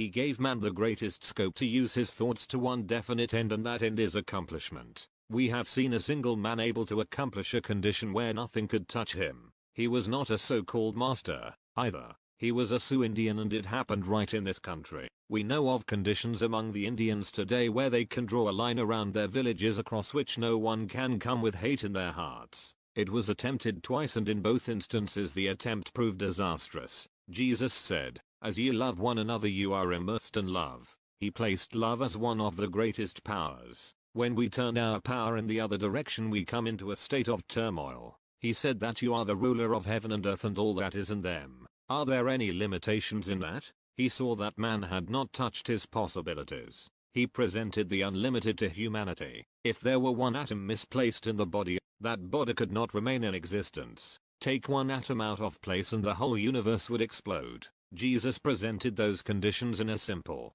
straightforward way. His original words are perfectly simple. He placed the ideal so definitely that we could never forget it. He presented it as God. It is known today that the vibratory influence of that word carries us right out of the hypnotic state we build in our own bodies. If we turned the energy we give to that state toward God, we would build that condition so definitely that there would be no separation. But most of us look from the central point and allow our thoughts to dissipate. Jesus' vision went to one point. That subjective condition that always exists. The object changes, but the truth never changes. Now if we changed and gave all our energy to that one pointed attitude, our bodies would emanate light. When we came into a room, that room would light up. We have seen that many times. It is not phenomena. It can be photographed, and you cannot photograph phenomena. We can turn from the unstable condition, in which we have chosen to live, to the stable condition, and it takes us only as long as it requires us to take the thought. The very instant we have changed our thought to this truth, or God, it is right with us and we are that very thing. We do not need any lessons. Lessons only make us aware. They are a power, yes, but we are apt to give more energy to the lesson than to the meaning it conveys. It took only one demonstration for those two students to walk out and stand with the teachers on the water while the others stood on the bank. There are many standing on the bank because they do not change to a stable condition. The same amount of energy they give to instability would take them right out on the water. We do not need to leave here to learn to walk on the water, nor do we need to leave here to learn one single precept. There is but one precept, and it is right here within us. We cannot change it. It does not matter how long we keep away from it. When you turn toward the light, you find that you are the light. Did Jesus need to walk toward the light? Why, he was the light. It is, as he explained, the light of truth, the light of love, the light of God. Jesus never used a thought that was not turned toward principle. With that attitude we can all follow in that very simple way. Those people who live in that simple way do not take something from someone else but bring out from within. That is worked out to the supplying of food and every necessity. The only difference between them and the rest of mankind is that they have projected their vision to take in a wider horizon. Everyone can work it out for himself. Once we have worked it out, we have learned the rule. We follow our own course and then we know. Paths may be presented and ways shown, but unless we use our own way we are not going to accomplish it. If we look to others, we are adding energy and impetus to something that someone else is doing, and we are giving that energy from our body. The moment we present our way we add energy to our body and we have ample to spare. That builds up a condition that helps everyone. We do not take the thoughts of another to build upon. We build our thoughts into universal condition that benefits the whole of humanity. It is said that no one brings forth an accomplishment in any way without assisting the whole race. It is the energy we add, directed toward one great attitude of thought, that carries humanity on. It is not by building on the other fellow but by building upon our own foundation. Then we have all the energy in the universe to use. Everything we think of in the name of God, and with that vibration, belongs to us. That covers all supply, all knowledge, all purity, all perfection, all good. You can gain dominion just as soon as you put your entire thought on the fact that divinity is already established within you. Know all of the time that divinity is nowhere but right within, that it has always been established within, that you have only clouded and thus kept it out of your consciousness by your own adverse thoughts. Talk to that divinity within.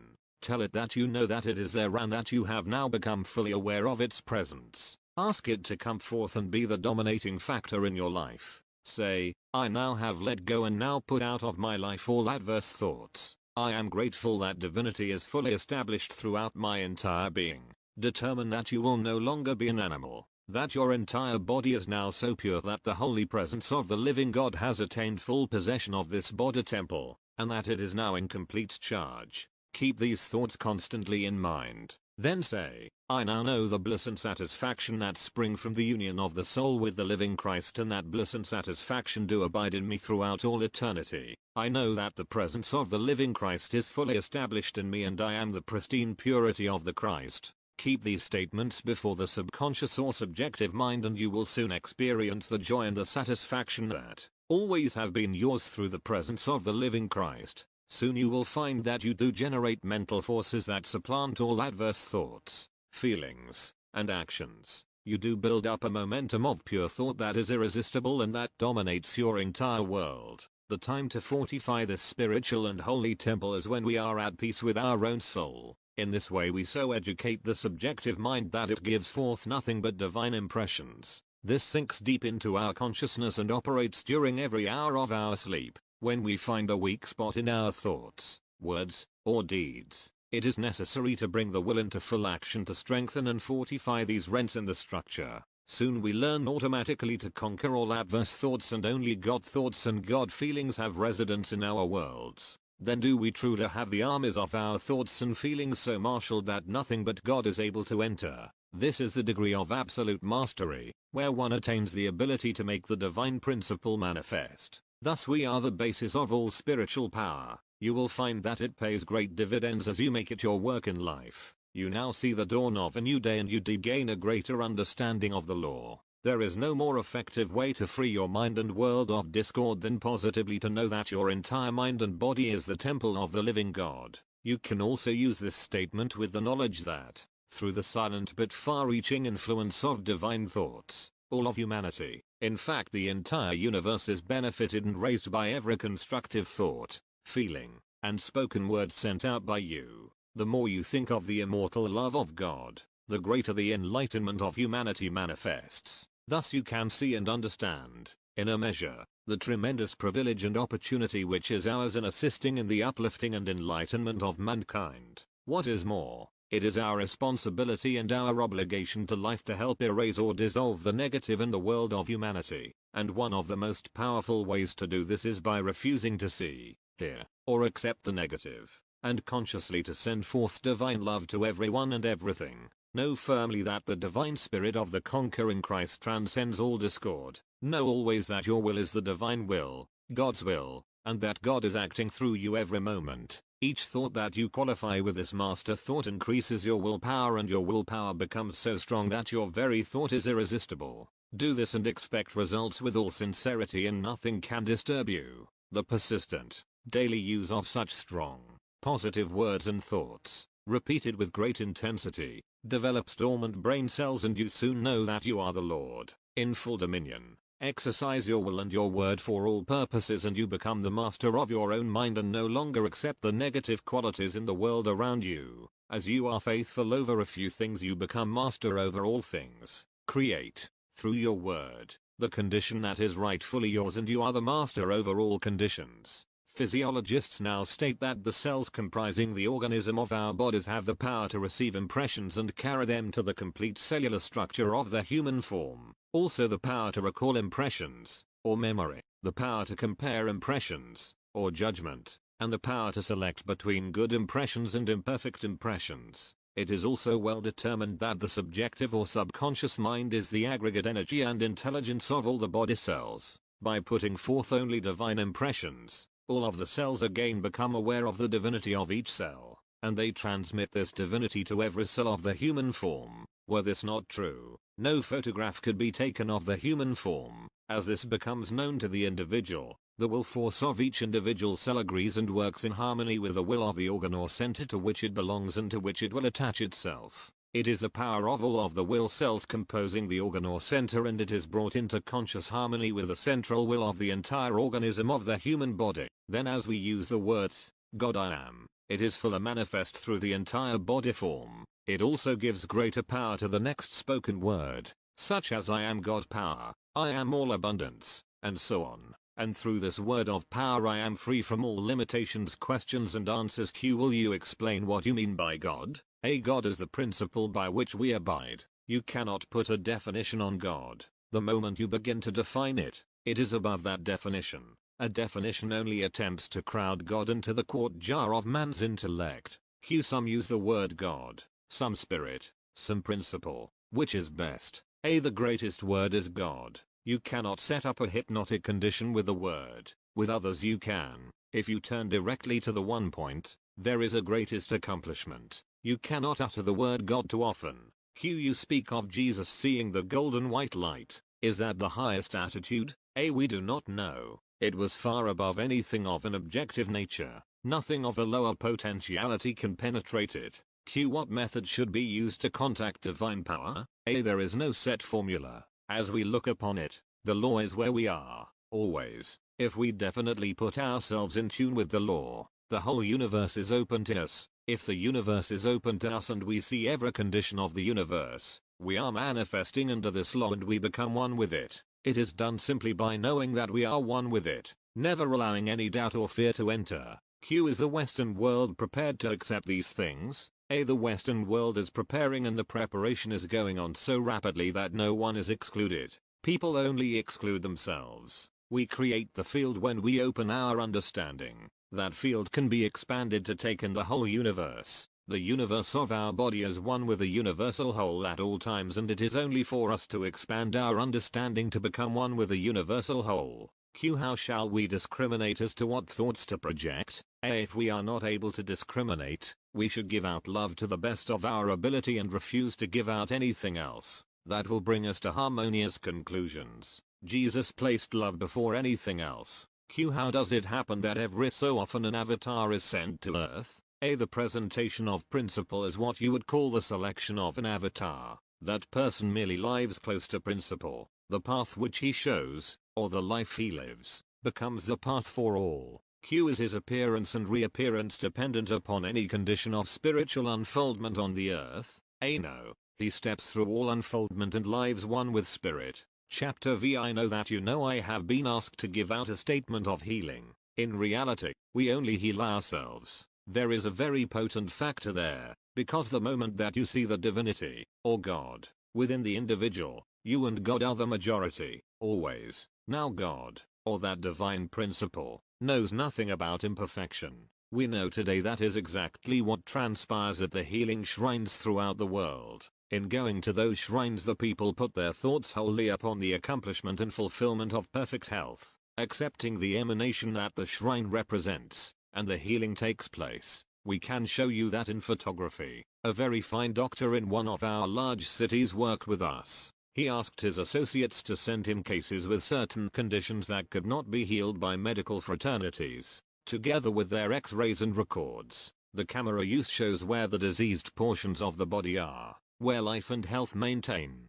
The film shows a body radiating, scintillating with light. We had patients under that camera whose light went out from the body for 30 feet. Not one person in the 98 cases worked with ever remained before the camera 3 minutes before they were completely healed and walked away. All we did was to say, "Here, you are paying all of your attention to the dark spots, aren't you? You are not paying any attention to the light and these light places and where the light is coming from. Now just let go of those dark spots completely. Put your whole thought and attention on the light." Every one of the 98 cases, each of whom was brought in on a stretcher, walked away completely well. Now isn't that evidence that you heal yourself? You treat yourself, and that is absolute. If we would adhere to these positive expressions, we would soon see that there would be no more disease. It has been named a certain disease and we keep repeating that name over and over. Now thoughts and names are things, and if we will put them forth in the absolute position in which they were intended and in the vibratory frequency in which they belong,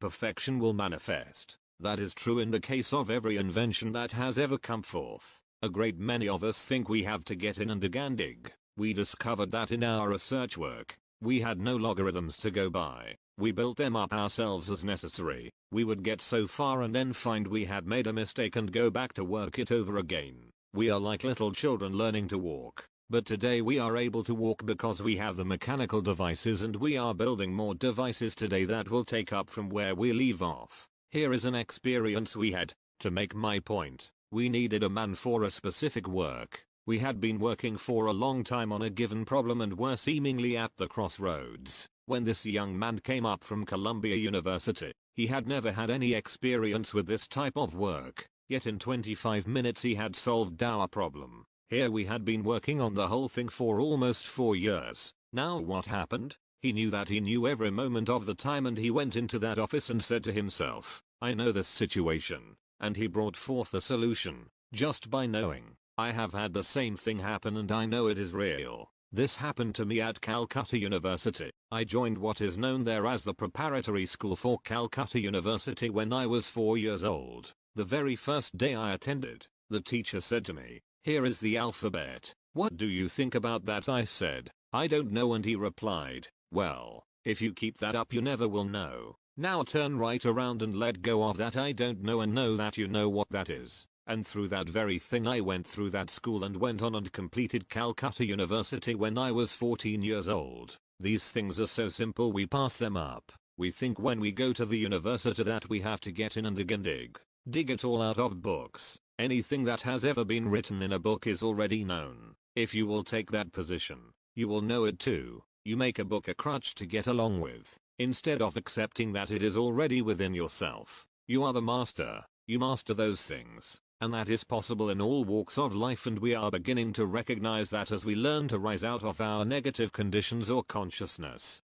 Gradually, we are learning that it has been of no value to us, so why keep it up? The value is to know and be that very thing that you pronounce, and from there on you will continue to go ahead. Nearly all of the people who are going ahead with these different plans take that attitude today. It is so with better than 90% of the inventions coming out today. And see what we are accomplishing today. We are accomplishing more and have accomplished more in the last 6 years than we did in the 80 years previous. Now I have been through those experiences and a little more than that, and I know exactly how it has stepped up today. And it has stepped up for the very reason that we stand squarely on our feet and know that we know these things. They are there. If an invention was not already in existence, no one would ever get the frequency of the vibration that is set up to bring that into recognition.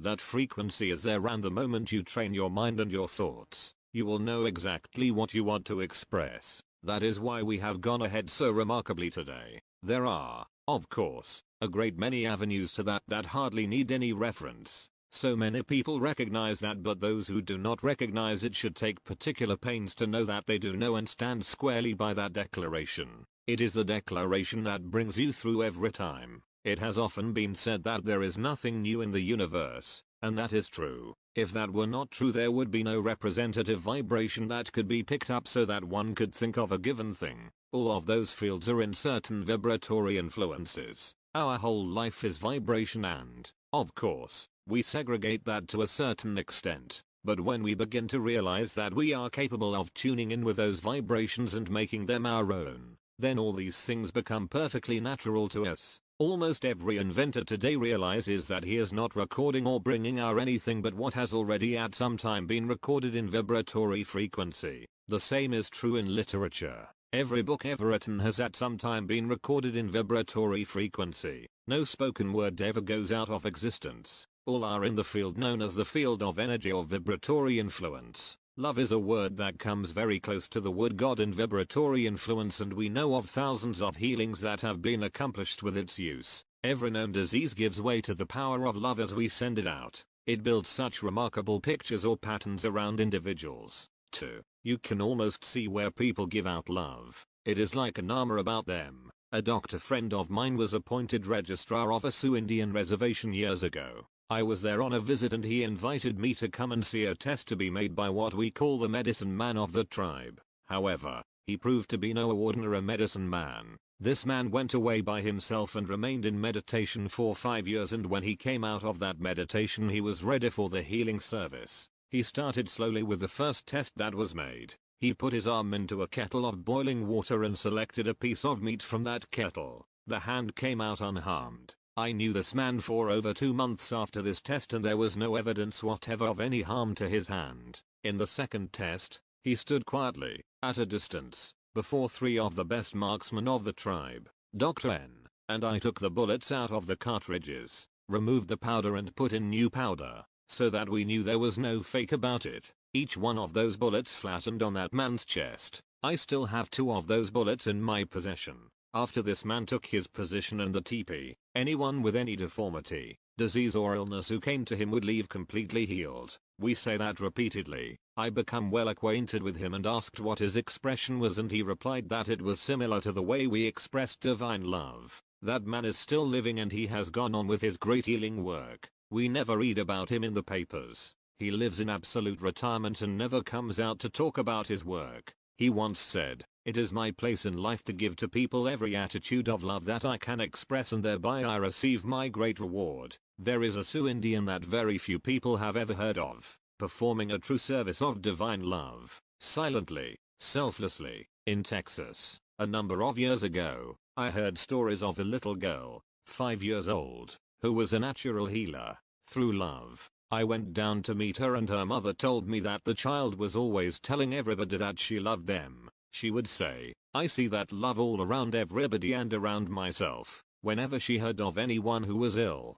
she would ask her mother to take her to them, and in almost every instance where she was taken into the room of the sick person, that one would get right up out of bed, perfectly well. That child has gone on to develop and she is doing a great work today. There are many such instances. I knew a child in Holland. In Holland they have a red clover. It stands up about 15 or 16 inches above the ground, with beautiful blossoms. The clover is just about level with the porch floor of the farmhouse. I was visiting there one Sunday afternoon and we were sitting on the front porch, when the child walked right out across that field of clover for about 30 yards, right on those heads of clover. She never touched the ground with her feet. She just walked out, turned around and came back and stepped onto the porch. We asked the child how she accomplished that. She said, "I don't know. I just give love to everything. I love that clover and the clover holds me up." And we found that she did. She talked about her playmates and said that she loved them all and they loved her, and so nothing could happen to them. I knew this girl until she was 21 years old. She moved to Belgium at that time and there I lost track of her.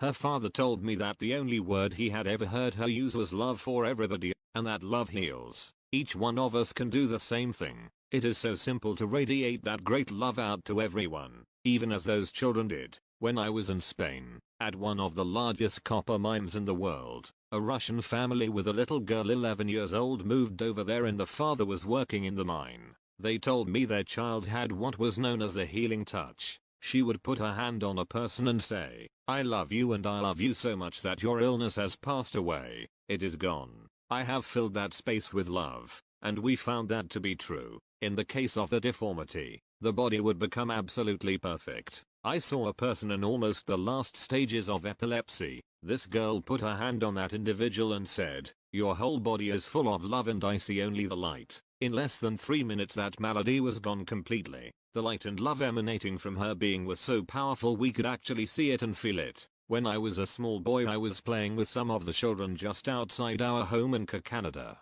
India. Darkness was approaching very rapidly, for in that country there is no twilight. One little boy picked up a stick and hit me across the arm and broke both bones and my hand fell right back. Of course, at first it was terribly painful and then my thoughts went to a statement I had been given by my teacher. Go into the darkness and put your hand in the hand of God, for that is better than a light and safer than an own way. The light just surrounded me and almost instantly that pain vanished completely. I climbed up into a great banyan tree, to be alone, and the light still surrounded me. I looked at it as a presence, but I'll never forget the incident, and as I sat there alone in that tree, that hand righted itself. I remained up in that tree all night. The next morning there was no sign of a break except for a ridge around the 2 bones which had been broken. Now my parents thought I had been cared for and put to bed by the servants. When I told them next morning what had happened they couldn't believe it and took me to a doctor immediately.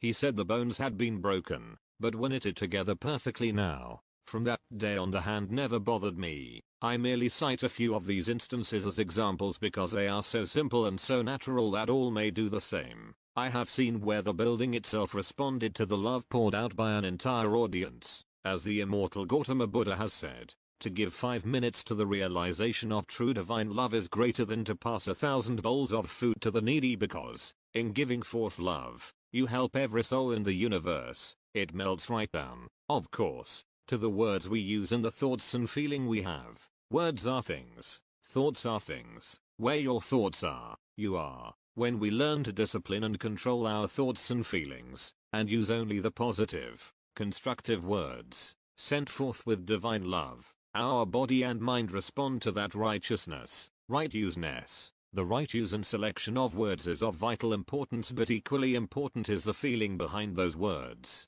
For the feeling is the motivating power that makes the words live. This is where divine love enters in. It doesn't mean we are to go around saying, love, love, love. We speak the words once, with feeling, with vision, with conviction, with acceptance, and instantly the law moves into action to bring it into fulfillment. Before ye have spoken I have answered. It is already there. In the words of Buddha, use love. Concentrate upon it. Treat yourself with love morning, noon, and night. As you sit down to partake of your food, use love. Think it, feel it, and your food will taste a lot better. There are many gems given forth by Buddha which have never been printed. The poet, Tagore, used many of them in his writings. He was a man who knew how to use and express love. He knew it. He is. Love is far the most important thing of all. It is the golden gate of paradise. Pray for the understanding of love. Meditate upon it daily. It casts out fear. It is the fulfillment of the law. It conquers multitudes of sins. Love is abundantly invisible. Love will conquer all. There is no disease that enough love will not heal today. No door that enough love will not open. No gulf that enough love will not bridge. No wall that enough love will not throw down. No sin that enough love will not redeem. From the cloud of the unknowing. Questions and answers Q. I know a doctor who spent 7 or 8 years in India. When he returned to this country he challenged the county medical society. He asked them to present their test tubes containing the most virulent typhoid and other germs. He drank an amount sufficient to kill a young army and nothing came of it. I found out afterward that it was the conscious control of the thyroid.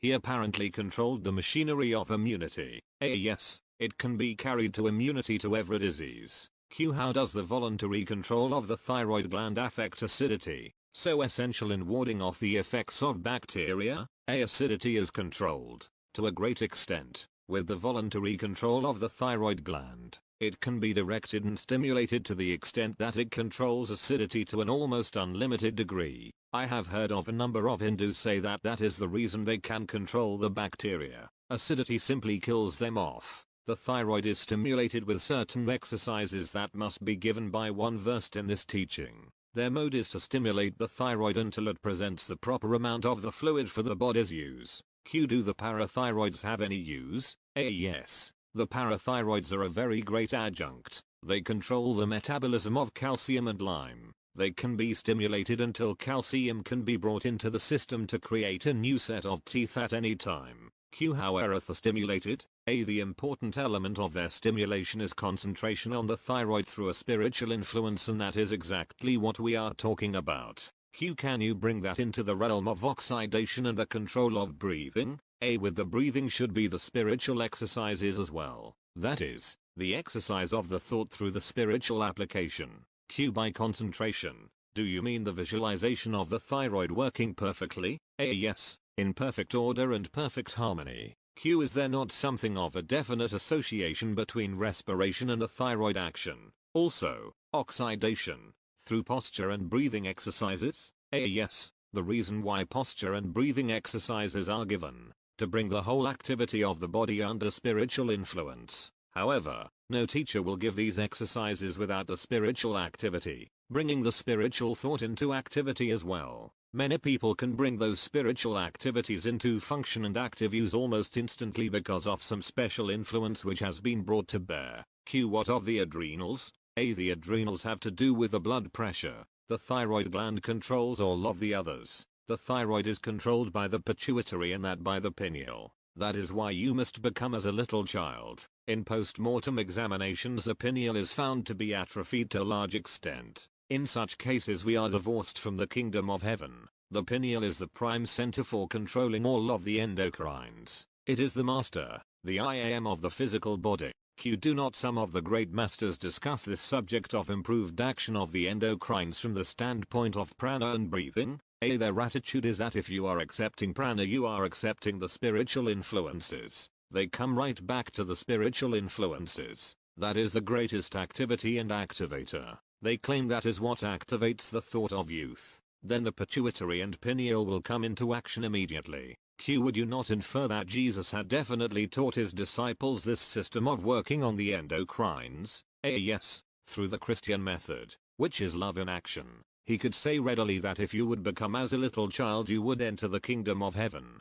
Are these material scientists who are discovering modern miracles of biochemistry inspired by the masters? Yes, the work is being given out through these people to the race for the benefit of mankind. Chapter VI. The reality. The Hindu says, if God wished to hide, God would chose man to hide in. That is the last place man would look for God. The trouble with the masses of humanity today is that they are trying to become something that is already right within. We are seeking and searching everywhere outside ourselves for God, attending countless lectures, meetings, groups, reading innumerable books, looking to teachers and personalities and leaders, when all the time God is right within. If mankind will let go of the trying and accept that they will soon be perfectly aware of the reality. Jesus told us so many times that there is no one any different from another, that each is a God being, with all the potential attributes and qualifications. We have set Jesus aside for so long, thinking that he was in a different category than ourselves. He is no different. He never claimed to be. He goes about assisting mankind all of the time. He is no mythical character any more than we are mythical characters, and in no way did he ever claim to be able to perform a miracle. They were not miracles. They were merely the fulfillment of natural law. That has been proved today. They were natural occurrences that must and will transpire for anyone if we fulfill the law. Each one of us is capable of mastering every one of the so-called difficulties we are working under, and the moment we let go of them, they cease to exist. That may seem incredible to many, but it is an absolute fact. We bring these things upon ourselves by our own transverse thoughts.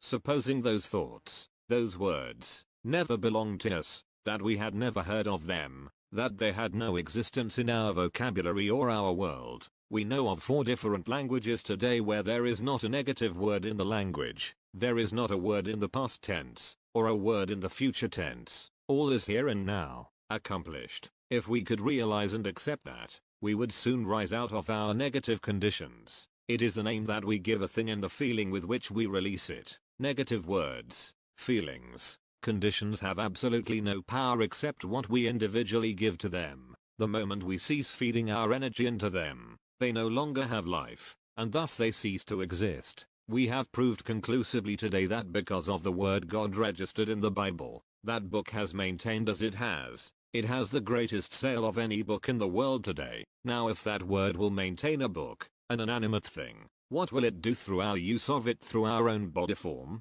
It is not necessary to go around repeating the word God, God. Just send that word forth once with definite, sincere meaning and qualified with what that expression is intended to bring about, and you will never have to repeat it. Why? Because you are right in that very soundtrack of vibration that sets up every response to your statement. That is the reason the Bible is maintained and we carry on with just that one word with its emphasis. Then the important thing is not to negate it but hold positively to the fulfillment of our statement. Now certain individuals in India will go around with their hands up in the air saying, Om Mani Padmam. In a little while the hand grows there and they can't bring it down.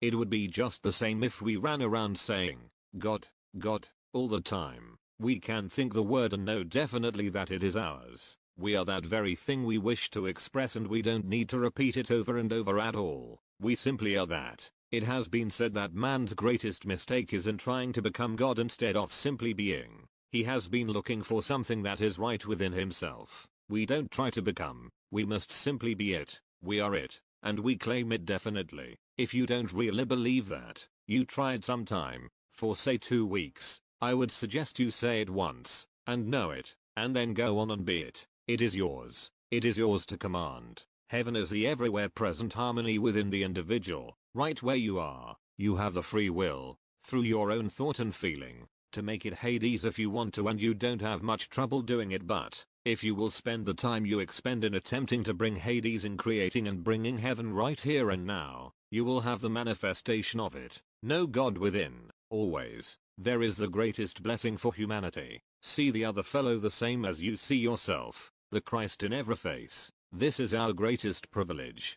Not only that, it is the greatest training for us just to see the Christ in every person we see or know. It takes only a moment to realize that in every company you are in, and you will find it is a marvelous thing. Soon you will come to realize and accept the Christ within each and every one. We are all the same, in his likeness, always. Referring again to negative words, thoughts and feelings, we know of 2,500 people today who are associated together, who have traveled on every known means of conveyance and over thousands and thousands of miles, and they have never had an accident. Most of these people are right here in America, where the association had its inception. It was started by 4 people. You are in control of the storms. You are in control of the atmospheric conditions. Every one of you. You are in control of every natural element. It doesn't matter what it is. You are master of it, and it is for you to become master of it. Instead of that, we let it get us down, as we say, and we become subordinate to the condition,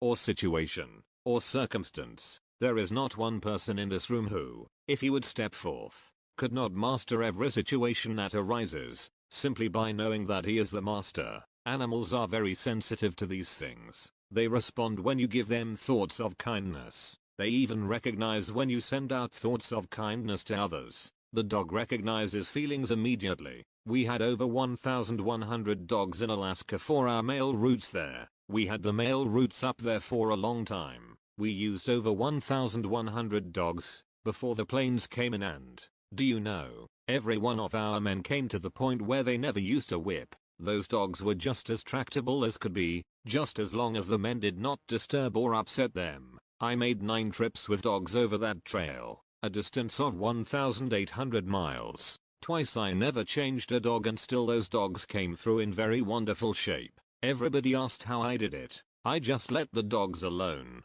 urged them on, told them that they were alright, going ahead doing fine, and so on. The other men began doing that, and it made a great difference. If you do not fear an animal or mistreat it but praise it and encourage it, it will respond wonderfully. The moment we use a negative word, we are taking energy from our body to keep it going. We hypnotize ourselves into believing that is a fact, and that hypnotic influence is what carries us right on to repeat it again and again.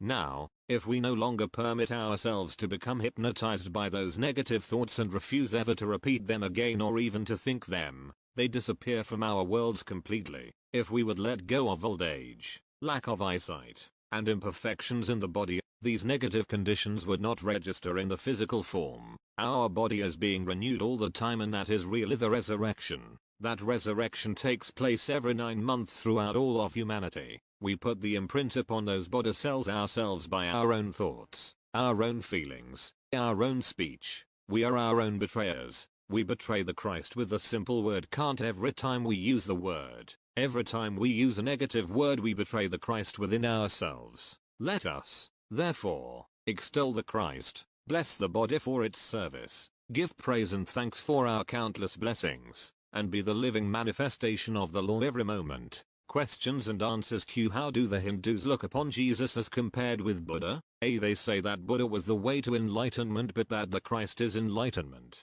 Q. Why does it seem to be so difficult to hold the mind to an ideal? A. We have not the definite training which those in the East have had. There, even the children have it. They are shown that when one ideal is projected, they are to keep that ideal until they have its full accomplishment. The training in the Western world is somewhat different. We are allowed to let every thought come running through, scattering our forces. If you have an ideal and fully believe in it, keep it entirely to yourself, not mentioning it to another until it is completely consolidated into form. Always keep the mind clear for that one thing which you must accomplish, not that which you will. That keeps the mind clear. The moment we allow another thought to come in, we become dual-minded. By expressing energy toward that one ideal, we become single-minded. Nor would we get into a rut or become one-track minded, for we would not need to dwell on that ideal for more than an instant if we directed every force toward it and did not scatter our forces. From then on, we simply give thanks that it is accomplished and that it is here and now.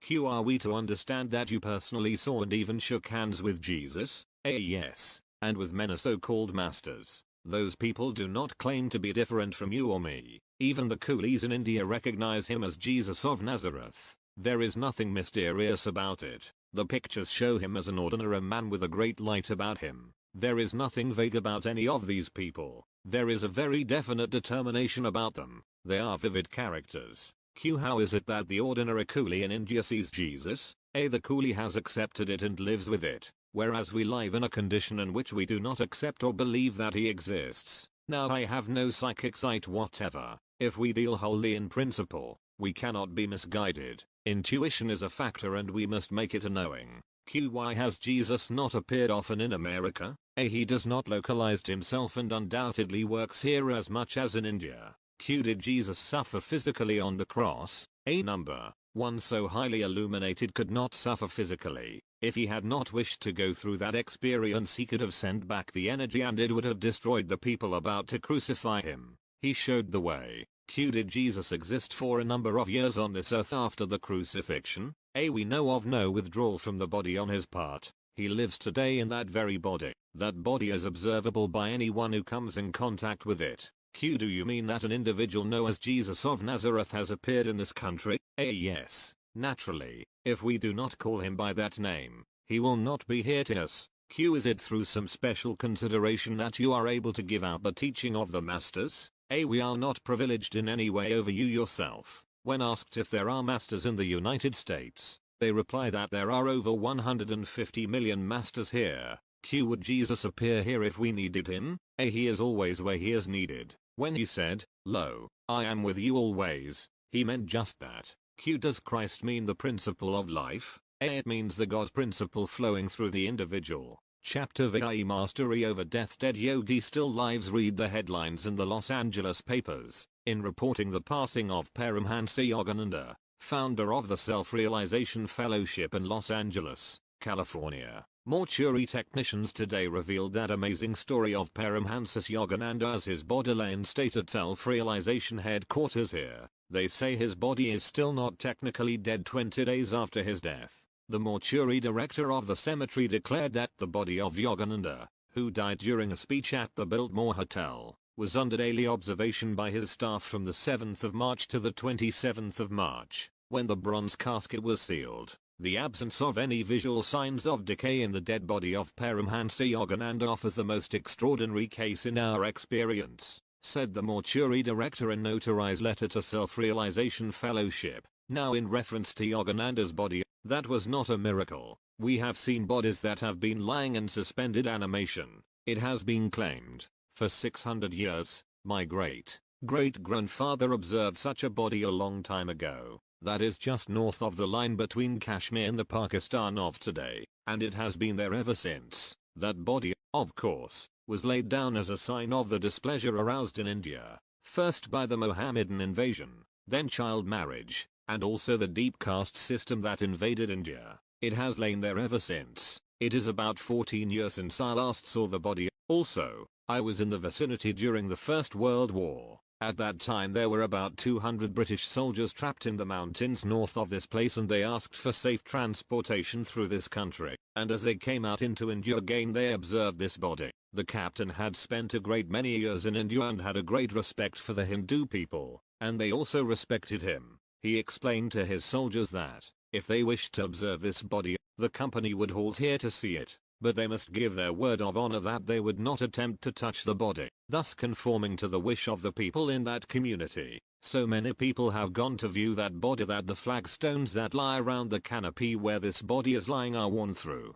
After the soldiers had seen the body, they moved on a short distance and made their camp for the night. After the camp was ready, one of the sergeants asked the captain for leave. I had this directly from the captain. He said to the sergeant, "I believe I know what you wish to do. You are going to attempt to touch the body. Now, unless you give me your word of honor that you will not attempt to touch it, I will refuse you the leave." The sergeant gave his word. He got his leave, and went up to observe the body. At that time the officers carried what is known as a little quirt. He walked up to the body and attempted to touch it with that quirt and he fell dead. The captain told me I was the first one to be notified and, of course, my first thought was that someone was watching and had shot the man in revenge. But the captain said he went there immediately and made a thorough examination of the soldier's body and there wasn't a mark on it. This experience was reported to the War Department in London and is on file there today. In our laboratory we have made experiments with the condition called death.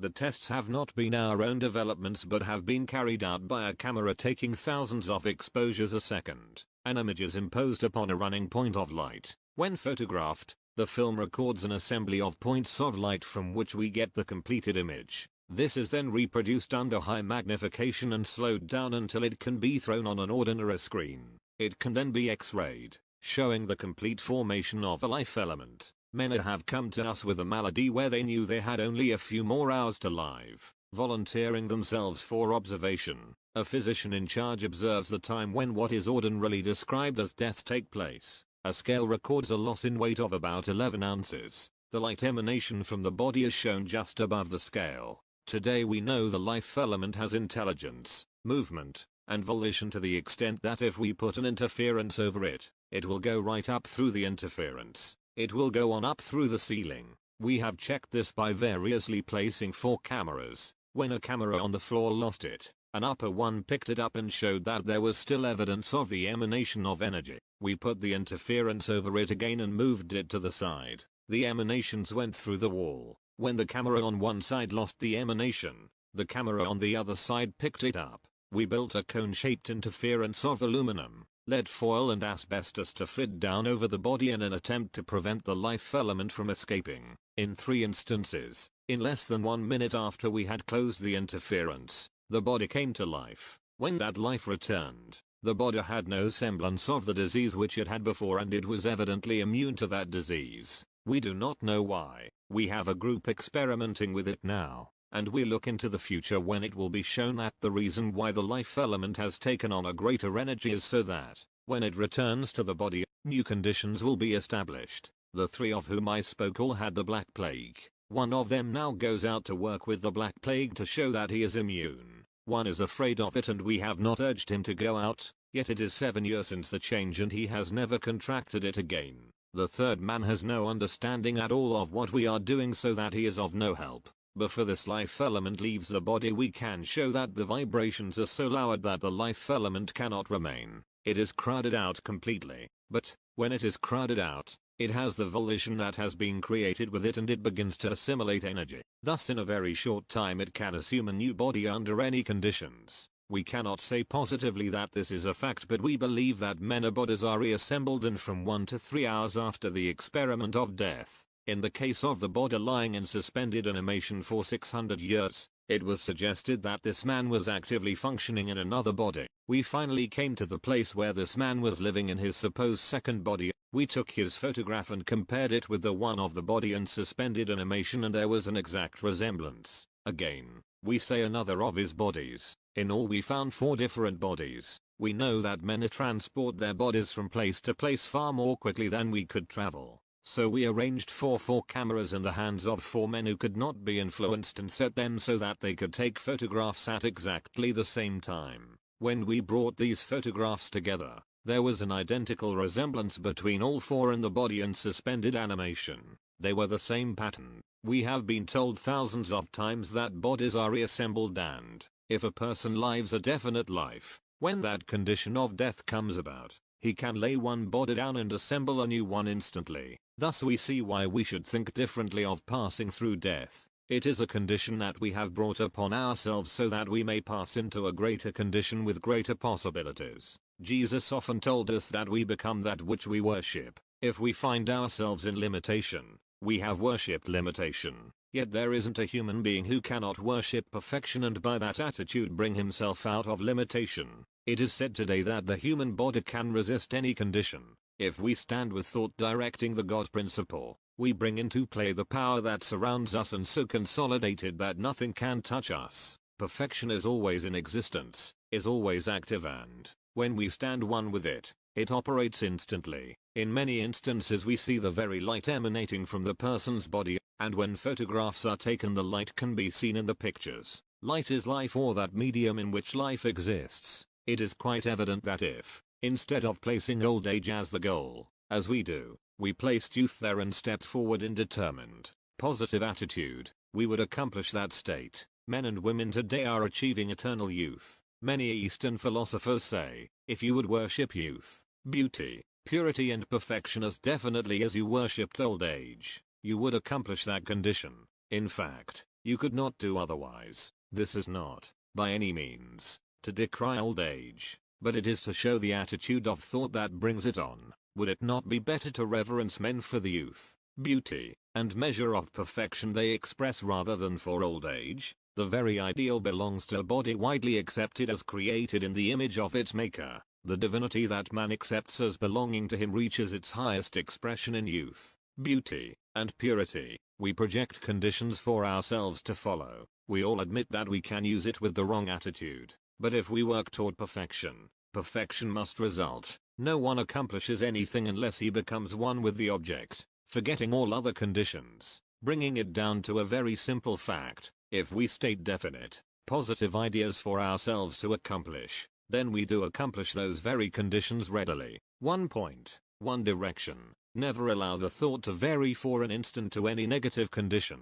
We have seen many changes and healings, positive conditions brought out of negative surroundings, without a word being spoken. This has been evidence to us that the principle does manifest with every attitude of positive thought, but the thoughts must always be conclusively positive. Those who have developed the power to accomplish these things at will we know as masters because they have mastered the forces of nature. They do not deal with conditions as if perfections were a rare phenomenon. Perfection is a natural state which may be attained by following natural conclusions. Always, this body is indestructible. We ourselves allow this body to be destroyed. The very thoughts and feelings that we impose upon the body are the creators of age, disease, and disintegration. It is well known today that every cell in our bodies is renewed in less than a year. One of the greatest fallacies ever imposed on humanity is the 70 years and 10. We know men and women who are over 2000 years old. Now if one can live 2000 years, he can live for eternity. That is exactly what Jesus meant when he said the last enemy to be overcome is death. Jesus taught that the Father is the principle by which humanity might accomplish that life must live, that there is no mystery in his deeds and teachings. Principle cannot change. You can overlook it for eternity if you will, but the moment you return to it you will return to perfect condition. Your body takes on the result of that determination. One knowing and using that principle would not hesitate to walk upon the water. You have often been told that if one endeavors to accomplish and succeeds, all can. The power has always existed and always will exist. Why is it kept away? Because we put up the barrier of disbelief. The power that brings into existence a mechanical device could instantly bring into being the condition that device produces. We talk across great distances with the telephone. There are many people, however, who talk over great distances without any device whatever. Telepathy is recognized as an established fact. There is a great power contained in mental telepathy. It is God speaking to God. There are many who may say such a statement is sacrilegious. Such a statement is just as definite as the statement that we are living today. Humanity must ultimately learn that it is far better to live in positive influence at all times. Then we will take the great step forward. These are not conclusions of our group alone. Many people and groups are working along the same lines. Use of these facts will bring us into complete harmony, complete unity, where man has accomplished. Now it does not make any difference whether the body of humanity believes these things today. The facts are evident. When Jesus said he had overcome death, he spoke truly. Thousands upon thousands today, seeing the truth, will know that this body is immortal, pure, perfect, and indestructible. The mystery is gone and we are on the threshold of complete understanding. Questions and answers Q. Do you know of anyone other than the masters who has attained complete mastery over old age and death? A. Yes, many people have accomplished this. You yourself may do it. No, you are a master of it and you are. I have seen people come right back. I know probably 60, who were grey-haired and old in appearance. They let go of all thoughts of birthdays, all thought of age, and today they look about 40. Q. What can we do with children when they go to school where they are taught one way, the church another way, and we teach truth at home? Will they not be confused? A. You can help your children so they will not be confused with the truth. You can give very simple statements of truth to your children and they will take them and they will go deeper than any other statements. That is, the Christ is right within you. You will see what the children will answer finally about it. Children, many of them, have a greater measure of perception than adults realize. Q. In volume 3 you state in effect that we can raise our vision just a little higher and literally see Jesus, if our attention is turned within. When you see the Christ, you will know that it is the same as Jesus, and that Christ is in everyone, every place. When you become associated, Q. Have you actually seen and conversed with Jesus, or was it a mental apparition? No, it was not an apparition. The man is living and real, and we can photograph him just as we can photograph you. Q. Man being essentially a spiritual being and constantly seeking the light, how will he be able to recognize truth in our modern age when there are so many different beliefs and teachings and so much opposition? Man is spirit. It doesn't matter what opposition we put up to spirit. Man is, always. There is no opposition to that. Only our thoughts are in opposition. Q. Is it true when we call on the Christ for help that he is with us and that he hears? These are his words regarding this. Call upon the Christ within. That is nearer to you. That is you. Call upon the Christ within. He doesn't mind our calling upon him because he is working all the time with humanity. We make the error of looking without for the Christ. First call upon the Christ within, always. Then it extends right out to the whole universe, and whatever we call for is ours. Chapter IX. The law of supply. The repetition of mantras is hypnotic, and people set their own limitations by leaning on the power of affirmation. The moment we say, I want a certain condition, we have barred the way to much good that we did not recognize and have opened but one avenue of expression. Unless the statement were in accord with the fullness of an expanding life, the realization might take on a form not anticipated. The very emphasis on want may aggravate the need instead of granting supply. The moment we put up a bar to the free flow of substance by a limiting statement, we hinder the perfect expression of God's abundance. What is the great expression that brings all things? I am abundance. This statement opens every avenue of expression and closes none. It recognizes the presence of God in all things and conscious unity of the self with the source of all good. You will find that this was the teaching of Jesus. It was abundance always, with no limitation whatever. I am knowledge. I am harmony. Use of these expressions will vitalize the energy in the body so that there results a new awareness of the abundance of knowledge and harmony. Nor is the energy depleted through free use in daily life. But if one has abundance, others must have it. As we assume that attitude, we shall come to know that if one does not have abundance, none can be prosperous. If we believe we are not prosperous, it is because we have isolated ourselves from this freely flowing abundance and built up the idol of lack. We have made believe we are just a part of the whole. But everyone is merged in the whole because there is completion only in that unity. If one were out, it would not be complete. The moment we realize our unity with the completed condition, we find that we express it outwardly. Worship of God with all our hearts and all our strength frees us from conditions of limitation. No one need be isolated. It is possible to realize that sense of union with God's abundance right now. The first determination must be an effort to get rid of the individual sense of limitation that we ourselves have built. There are several rather definite steps that must be taken to free the self from limitation. There is no situation that cannot be conquered. Happiness, prosperity, and abundance belong to all. The greatest bar is the lack of acceptance. When the rabble scoffed at Jesus, did he pay any attention? When he saw people searching for things they thought belonged to them, he told them to stand still and see the salvation of the Lord. He went on to explain that man is the Lord of all creation. He said, "Peace be still," and he taught his disciples to recognize that you are free. With that declaration they brought themselves from what was considered the lowly walks of life into their discipleship. When Jesus chose a disciple from among the fishermen, did he see him as a fisherman? Number. He saw him as his disciple, a fisher of men. He said, "Follow me." He instructed them to follow the expressions that had brought him to where he was. All was done with the greatest humility because he made it plain that selfishness could not enter the kingdom of heaven.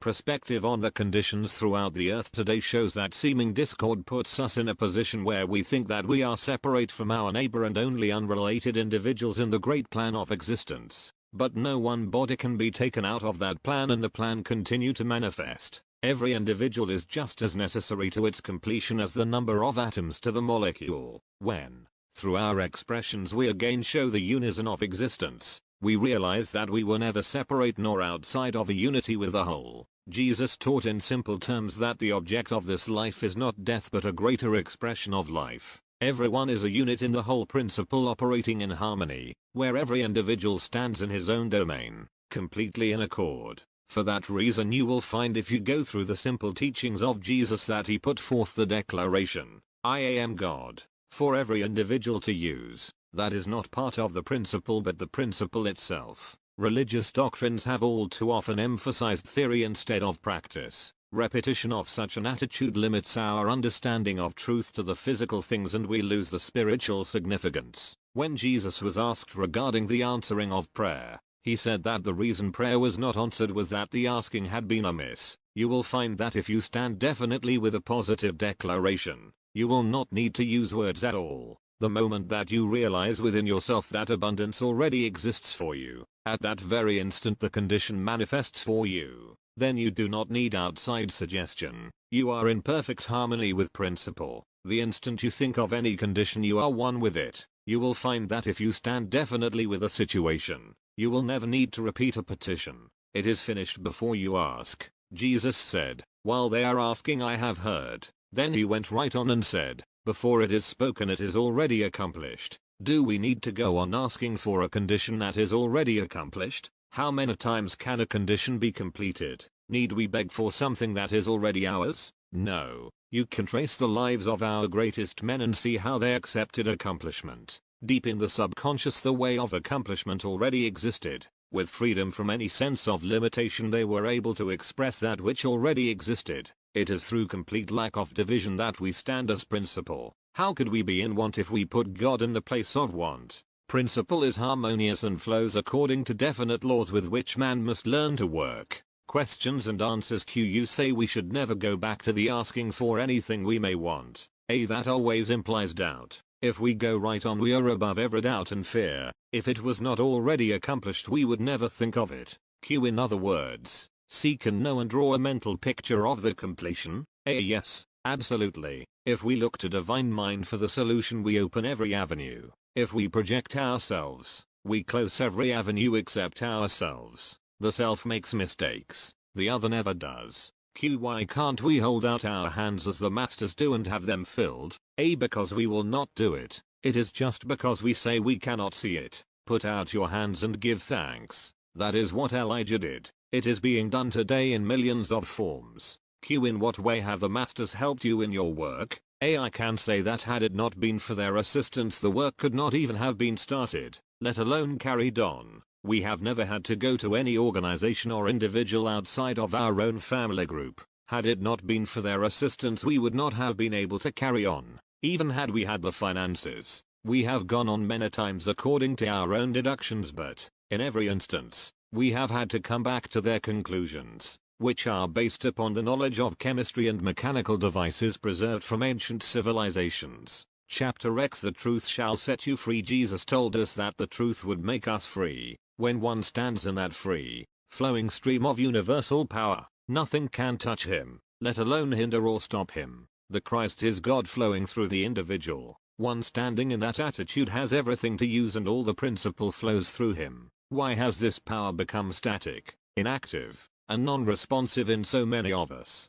Only because of our own attitude toward it. Each individual's attitude of thought can completely check the utilization of it, even though it continues to flow in universal abundance. When one is aware of this power flowing through him, he can give conscious expression to it. When Jesus made the statement regarding his unity with the Father, he knew that all humanity could be as he was and is. The truth frees us from any negative condition in which we may be involved. We alone bring about those negative conditions and we alone can free ourselves from them by changing our thoughts. Jesus knew the science of expressing that freedom. He knew that humanity would go on to greater and greater accomplishment as more individuals grasped the truth. We are just beginning to realize our possibilities. All through the scientific world changes are coming about. Scientists are learning that if they will definitely work with principle they will accomplish their research more effectively and quickly. That attitude is taking their work out of the guessing state. The debasement of God is death. There is no death except through the debasement of God. Jesus showed us the way to turn to God. Worship God with all your heart, with all your soul, with all your mind, and with all your strength. In debasement we have worshipped outside conditions and made every idol possible and worshipped them. Man must bring forth God from within, in that way presenting God to the whole world. Many people have asked where we get our authority for our statements. You can find it for yourself by taking a Jewish Bible and a lexicon and making your own translation. You will find a complete story of millions of years of evolution in the first chapter of Genesis. We find that there have been great epochs of humanity. Through the distortion of the original teachings, humanity has been taught that it was outside of God's dispensation, living in a material condition through which it must work. But God never cast man outside of himself. Man himself has built the illusion of mortal existence wherein God must be won by prayer and acceptance of religious formalities. Yet, no matter what attitude we take,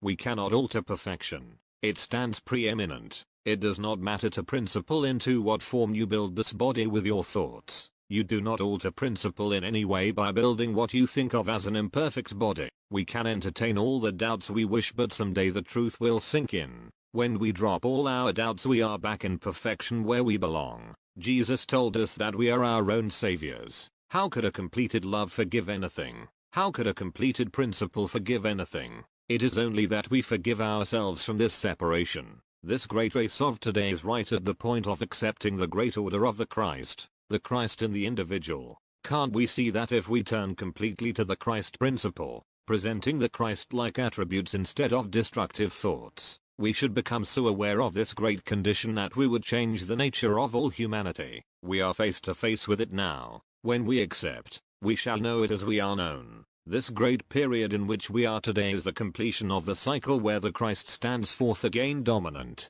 The Christ always stands as the conqueror. The entire Bible is a complete bringing forth of that condition, pointing right to this time, with the Christ coming forth, meaning that every one of us presents the Christ. The moment we accept, this body becomes a light body, then we begin to use the power of which we have been unaware for so long. We have now passed through the so-called golden age of the natural philosopher, which reached its climax about 150 years ago. We are now fully aware of the wonders of nature and its projected perfect divine plan, and that divinity is within every unit of all humanity, also in every tree, every plant, every flower, as well as all vegetable life. While the minerals have life, they were formerly under an entirely different sphere of existing influence. As all of humanity learn to use and bring into active control all of their mind faculties, they will find that there is within the mind every ability to control and fully create and bring into existence every atom and every planet. All substance then creates all substances into being.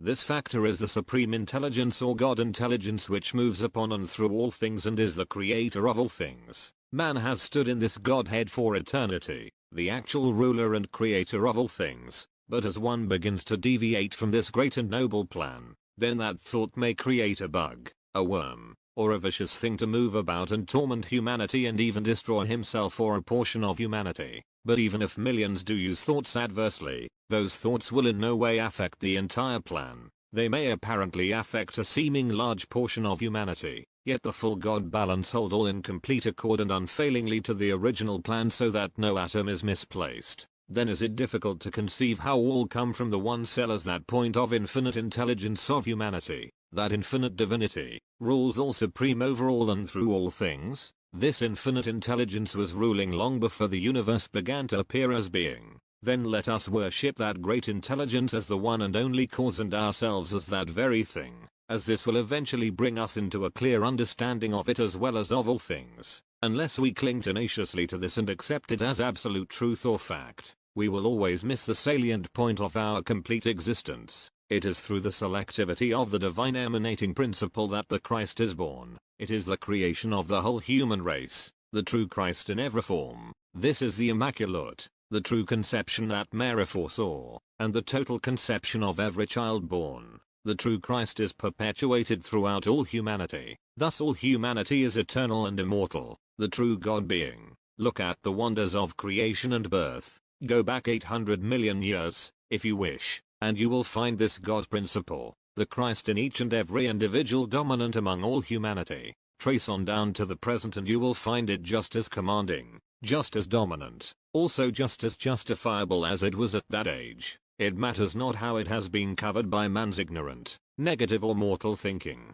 The moment one glimpses this all-sustained and sustaining truth, the entire thought current is open to its beneficial influence. It is that very influence that has placed and sustained the heavy layer of oxygen just far enough above this earth that it is a protecting shield that filter out the life-giving rays from the sun and lets just enough come through to maintain life upon this planet. Just as soon as humanity sees this great beneficent action and what it means to each and every individual, then will the Christ principle again sweep through all humanity, and they will see the one supreme God intelligent principle that governs justly, wisely, and completely. There will be no more of the setting up of false gods or graven images. This complete truth or unity of purpose is never deviated from by storm or condition of emotion. It just stands steadfast above the storm. This great calm is in no wise affected, for, again, as we open our thought to its influence and just let it flow through our entire being, our thoughts are so saturated by its deifying influence that we soon find our mind is really at home again, and we are one and the only instrument that has completely transcended time and space. We have arrived again in the beautiful garden of God intelligent principle, at home right here on earth where the beauties of all heaven really do and always have existed. The wonderful paradise of God within every human form. Go directly within yourself to find God, the supreme intelligence. When you do this wholeheartedly and know that God is really you, the entire being of you, you will find every answer and you will be ever permanent, stable and all-knowing. There you will find that you are right at home. Also you will find that you are all things, know all things, and capable of giving out all things, and that you are all truth. It is well to know that every individual is the same as you and to give them the same privileges that you have. As you carry this to success and know that you have mastered all obstacles, you can go where you will, do as you will, and speak God forth into all things, and there will be no limitations in your thoughts for others. The only time it takes to make these transitions is the time that you allow. Allow an instant and it is accomplished. Just rejoice in God, your very self, and free every limitation. Also recall that one instant is all eternity. I thank you God for life and light abundant, full and free, for perfect abundance, wealth and power and unhampered liberty. In using this prayer, always think and keep your thoughts on your full and complete body temple, and know that this body form that you see is God. When you are looking at your body, you are looking at the complete and perfect God temple. Your body is the very first temple that was ever brought forth into form. Therefore, it is the first and purest temple where God could dwell. Then why not love and worship this perfect God temple? For, by loving and worshipping it as a God's temple, perfect and complete, we must be absolutely aware of this body as the God's temple complete, for loving, thinking, and accepting as true worship. There never was a temple like this temple of the living God. Every temple built by hands can in no way compare with this body temple. They are pictures and forms that the mind has thought out, conceived and built or brought into form, yet they fall far short of even bringing forth one function of the beautiful body temple. There is not a laboratory in all the world capable of doing what this body laboratory does without taking any thought of the process, taking in food and transmuting it into life, or bringing forth a living form that is perpetuating a race, or even flexing a muscle, let alone thinking, acting, moving, talking, and perceiving that which is the present, past or the future. The ability to construct, build, also to go forth and teach and endow accomplishments, to assist posterity, to give forth that which is good and noble, honorable, and magnificent. Then think, is there a temple aside from this body temple that can give forth all of these virtues, unless they are endowed with them by this great glorious body temple, the first and only temple not made by human hands? Is it any wonder that God chose to abide and be at home within this glorious body form, this form divine,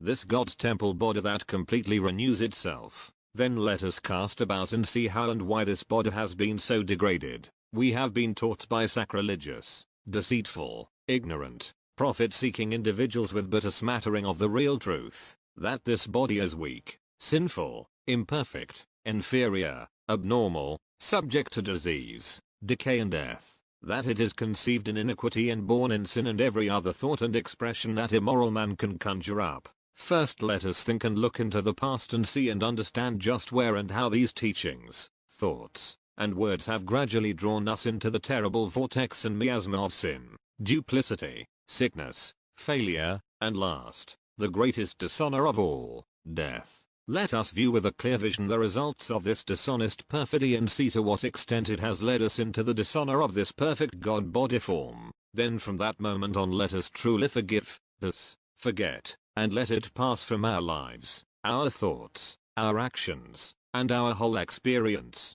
Again, let us keep forgiving and forgetting it until every vestige of the experience is completely erased from our subconscious thoughts. It is within the subconscious thought process that it has, by repetition, been engraved as in a photograph, through vibratory influence, until it repeats to us these records over and over, again and again, until we believe they are true. The photograph of yourself or any friend or individual is but the record of the vibration of that body form. It is in this way that the thought forms or the forms of the spoken word in vibration are recorded in the subconscious, and it has the ability to repeat to you. Then let us think just for a moment how we have trained ourselves to accept and believe and worship these degrading untruths. Then let us think or suppose, just for a moment, that we had never heard or been taught these words of untruth and that they had never been lodged into our vocabulary. We would never have known them, accepted or learned or believed or worshipped them. If we are capable of learning them and believing them,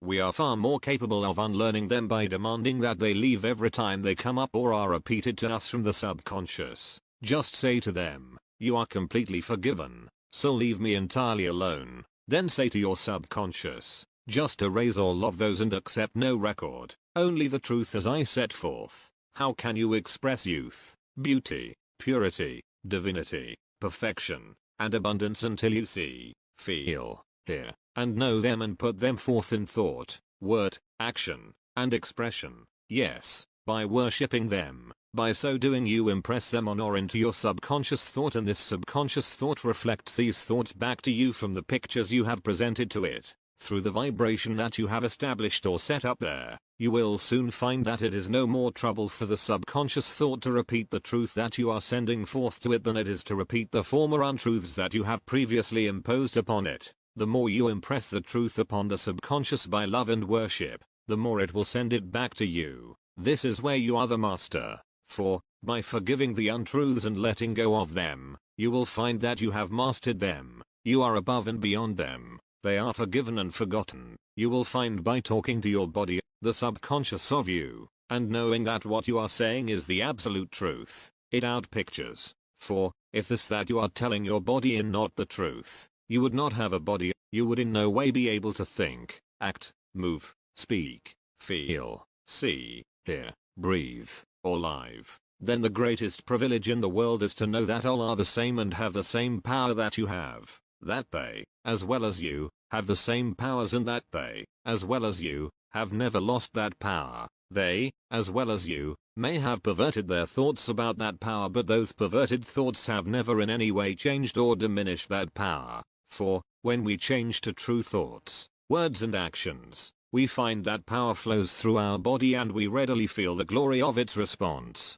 Yours is the power to do this completely. You have given limitation dominion over your thoughts. Simply break that shell that you have allowed yourself to be encased in and you are freedom itself. Know the truth, and the truth shall make you free. Questions and answers Q. Is it true that you were in India in person and experienced those things in the body as recorded in the books which you wrote? A. We have never, in any way, been able to travel in the astral condition and have used no method outside of the physical method we know today. They were actual physical experiences. Q. If you knew that Jesus could be contacted anywhere, why did you go to India to unearth these truths? A. We did not go there for that purpose. Q. Have you personally ever transported your physical or astral body? A. I know nothing about the astral body. We have had our physical bodies transported many times. We have never been able to determine how it came about, but the very fact that it was brought about is proof that it can be accomplished again. It is only a matter of going about it in the right way. Q. Does the lack of forgiveness limit the power of our love? A. There is no limit to love or forgiveness or principle. We can use them in every direction for every condition. Just let go of the condition and revert back to the principle. The moment we have forgiven, we are right back to principle. Chapter 11 Men WHO walked with the Master. I think many of you have planted seeds or set out plants and loved them and watched them grow. Plants will respond very readily. Luther Burbank never sent out plant from his garden unless it responded to his voice. George Washington Carver did the same thing. I worked with George Washington Carver and I knew Luther Burbank from the time he was 6 years old. Luther Burbank always said, and it disturbed his mother and father very much because they did not understand it, that Jesus worked with him all the time. One Sunday afternoon he walked with his father over to visit a neighbor. They took a shortcut through the fields and passed through a potato patch, as children will do. Little Luther Burbank ran ahead. It was at the time when the potato blooms were ripening. One stem was standing up a little higher than all the others and Luther stopped to look at it, and his father said when he came up that the flower was waving back and forth and the boy said to him, "Papa, that's talking to me." Well, the father told my father, I thought the boy was going wrong and I hurried him on and went over to the neighbors. All the time they were there Luther was anxious to return, and finally, about 3:30 they started homeward. They returned through the same potato field, the boy rushing ahead and going directly to this same plant. There was a great calm over the field, not a leaf moved. When the father came up to where the boy was standing, that tall seed pod was moving again, back and forth, and Luther said, "Papa, I want to stay here. Jesus is talking to me and telling me what to do." His father took him home and made him do his chores and sent him to bed. In a short time he found him stealing downstairs trying to get out of the house. He was sent back to bed 3 different times that night. By that time it was 11 o'clock and the parents thought the boy was asleep for the night.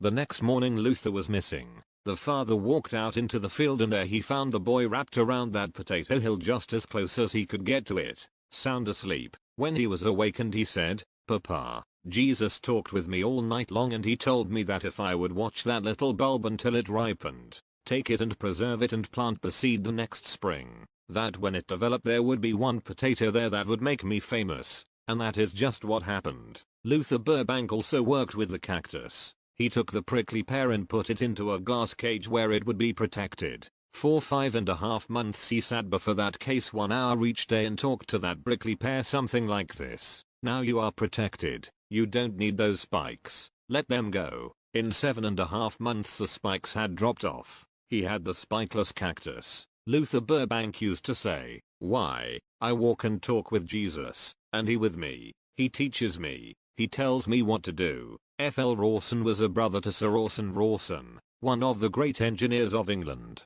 He was called in by the Daily Mail to investigate Christian Science and he did such a remarkable work that they were all astonished. His first statement was, "There is nothing but God in God's perfect world. Man is the image, the likeness, passing on God's ideas to his fellow man with perfect regularity and ease." One day when I was visiting Mr. Rawson in London we stood at a window looking out across the street. In London years ago they used 2-wheel carts drawn by 1 horse. Construction work was in progress across the way and a horse pulling a 2-wheeled cart came down the street, halted, backed up. The driver went to the back of the cart, and suddenly, before the eye could catch what happened, the box turned up and tipped the whole load of rock right on him. F.L. Rawson's statement was, "There's nothing but God." And that man seemed to come right up through the rocks, and he didn't have a scratch on him. Another thing happened in that same connection. The horse didn't do something that suited him and the owner started to beat the horse. All Mr. Rawson did was to tap on the window to attract the man's attention.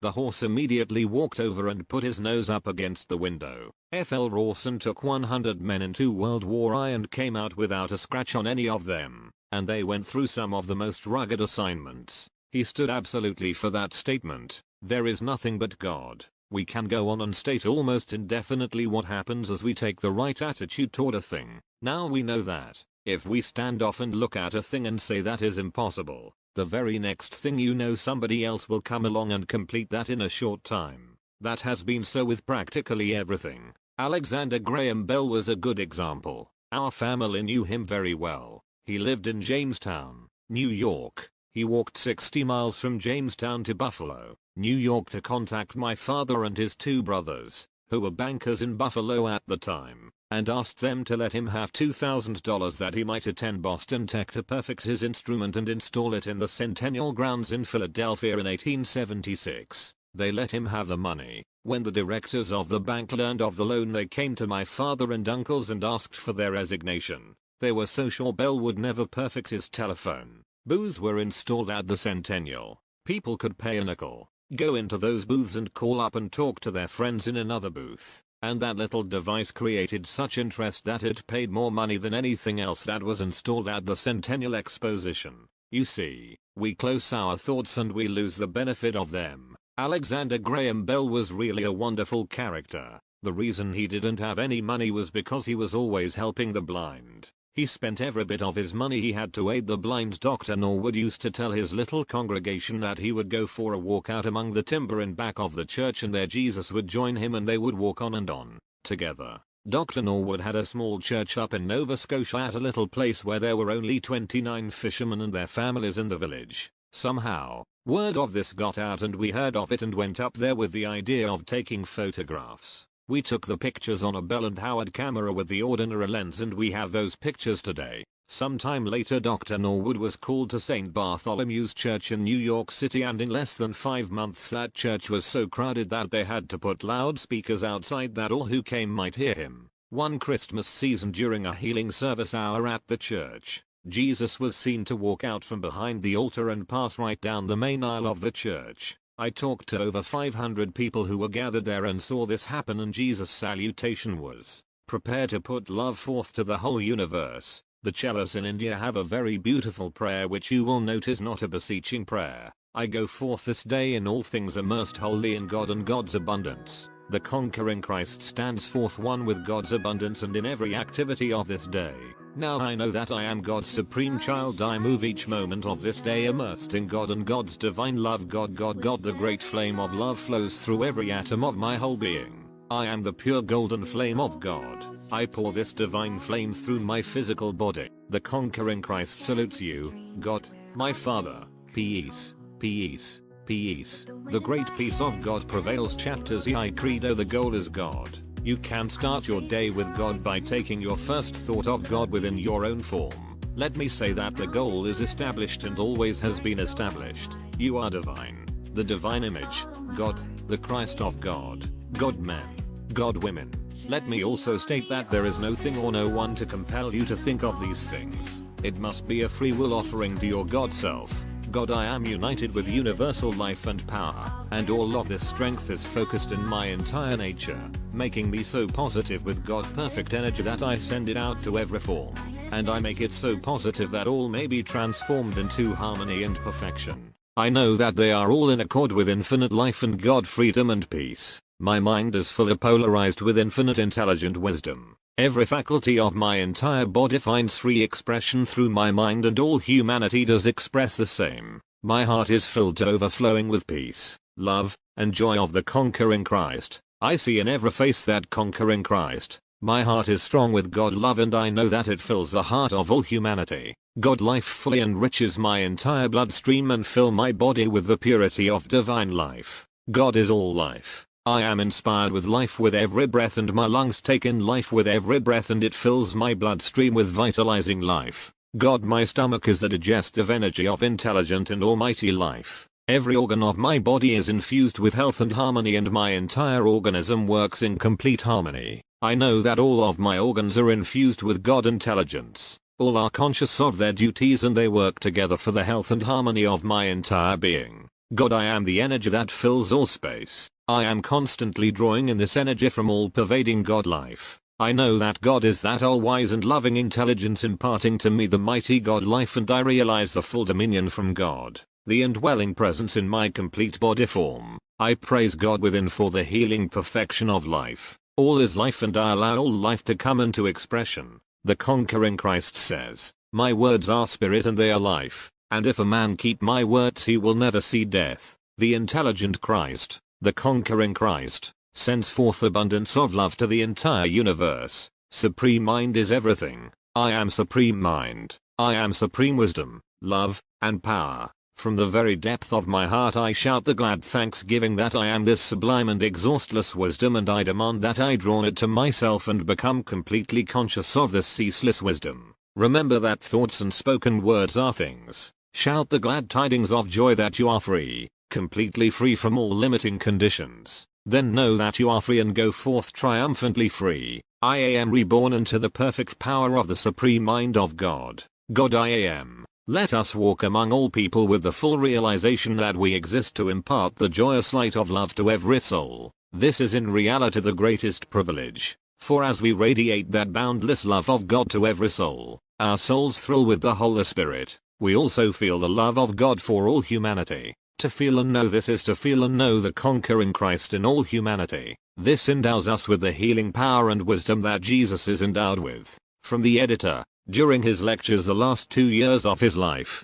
Bedard Spalding often recited the words of a poem written by John Gillespie Magee, Jr., a Royal Canadian Air Force pilot who was shot down over England on the 11th of December, 1941, at the age of 19. Shortly before his death, John Magee sent his mother the poem, High Flight, which was soon to become known the world over and is still considered the greatest poem to come out of World War II. Because it was his favorite verse, we feel Mr. Spalding would like the words of High Flight included in this volume. Editor, High Flight. Oh, I have slipped the surly bonds of earth and danced the skies on laughter silvered wings. Sunward I've climbed, and joined the tumbling mirth of sun-split clouds, and done 100 things you have not dreamed of, wheeled and soared and swung high in the sunlit silence. Hovering there, I've chased the shouting wind along, and flung my eager craft through footless halls of air, up the long, delirious, burning blue I've topped the wind-swept heights with easy grace, whenever lark,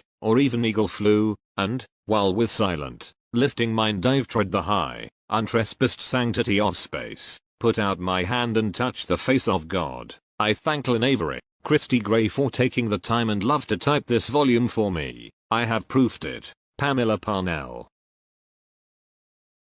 He wrote about just as he knew these great scientists and religionists, such as Dr. Steinmetz and Dr. Norwood. The latter was the famous clergyman in New York and one of Mr. Spalding's very close friends. I think these facts may be of interest to you, although he probably wouldn't approve some things we are doing here this afternoon because he realized that the physical form had so very little to do with the real life of the individual. As you will recall, he said, the Christ is in each one of you, and that is the important thing that he wanted everyone to realize. Sometimes when people asked him, how many masters are there in the United States, he would say, there must be at least 150 million masters in this country. That was the vision which he had, that each individual would become aware of his oneness with God and the Christ and not just worship creeds and dogmas and sects. Each one of you, as individuals, if you were standing here in my place, could tell a little different story. No two stories would be alike as to what Mr. Spalding meant to you as an individual, as a brother,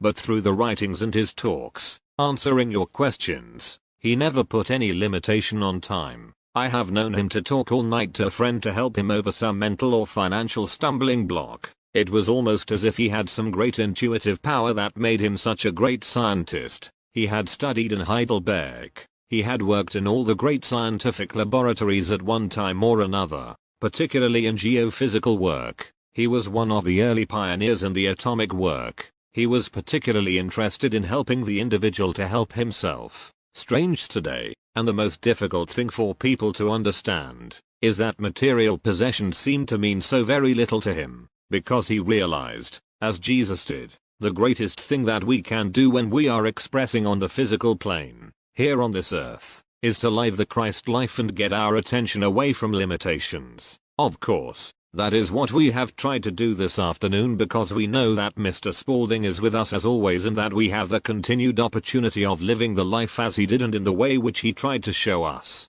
Forward. The following chapters are taken from lectures delivered by Mr. Spalding in Southern California during the last 2 years of his life. Chapter I. Camera of past events from the shadow of the Himalayas to the great vastness of the Gobi Desert, from New York to Central and South America, from San Francisco to the Philippines, Alaska, and Canada, come these experiences, findings and revelations of our research work. We have been carrying on this work for over 40 years, first translating the records which we found in the Gobi, in Tibet, and in India. And this work has developed into an organization of about 26 men who are interested in doing the work. The scientists are beginning to give us a great deal of credit. In fact, 2 years ago they believed that, with our new camera and what we call taking pictures of past events, we are going to be able to go back at least 1 million years, showing the civilization that did exist at that time. Now that may seem rather remarkable, that we can go back and take absolute pictures of what happened thousands and thousands of years ago.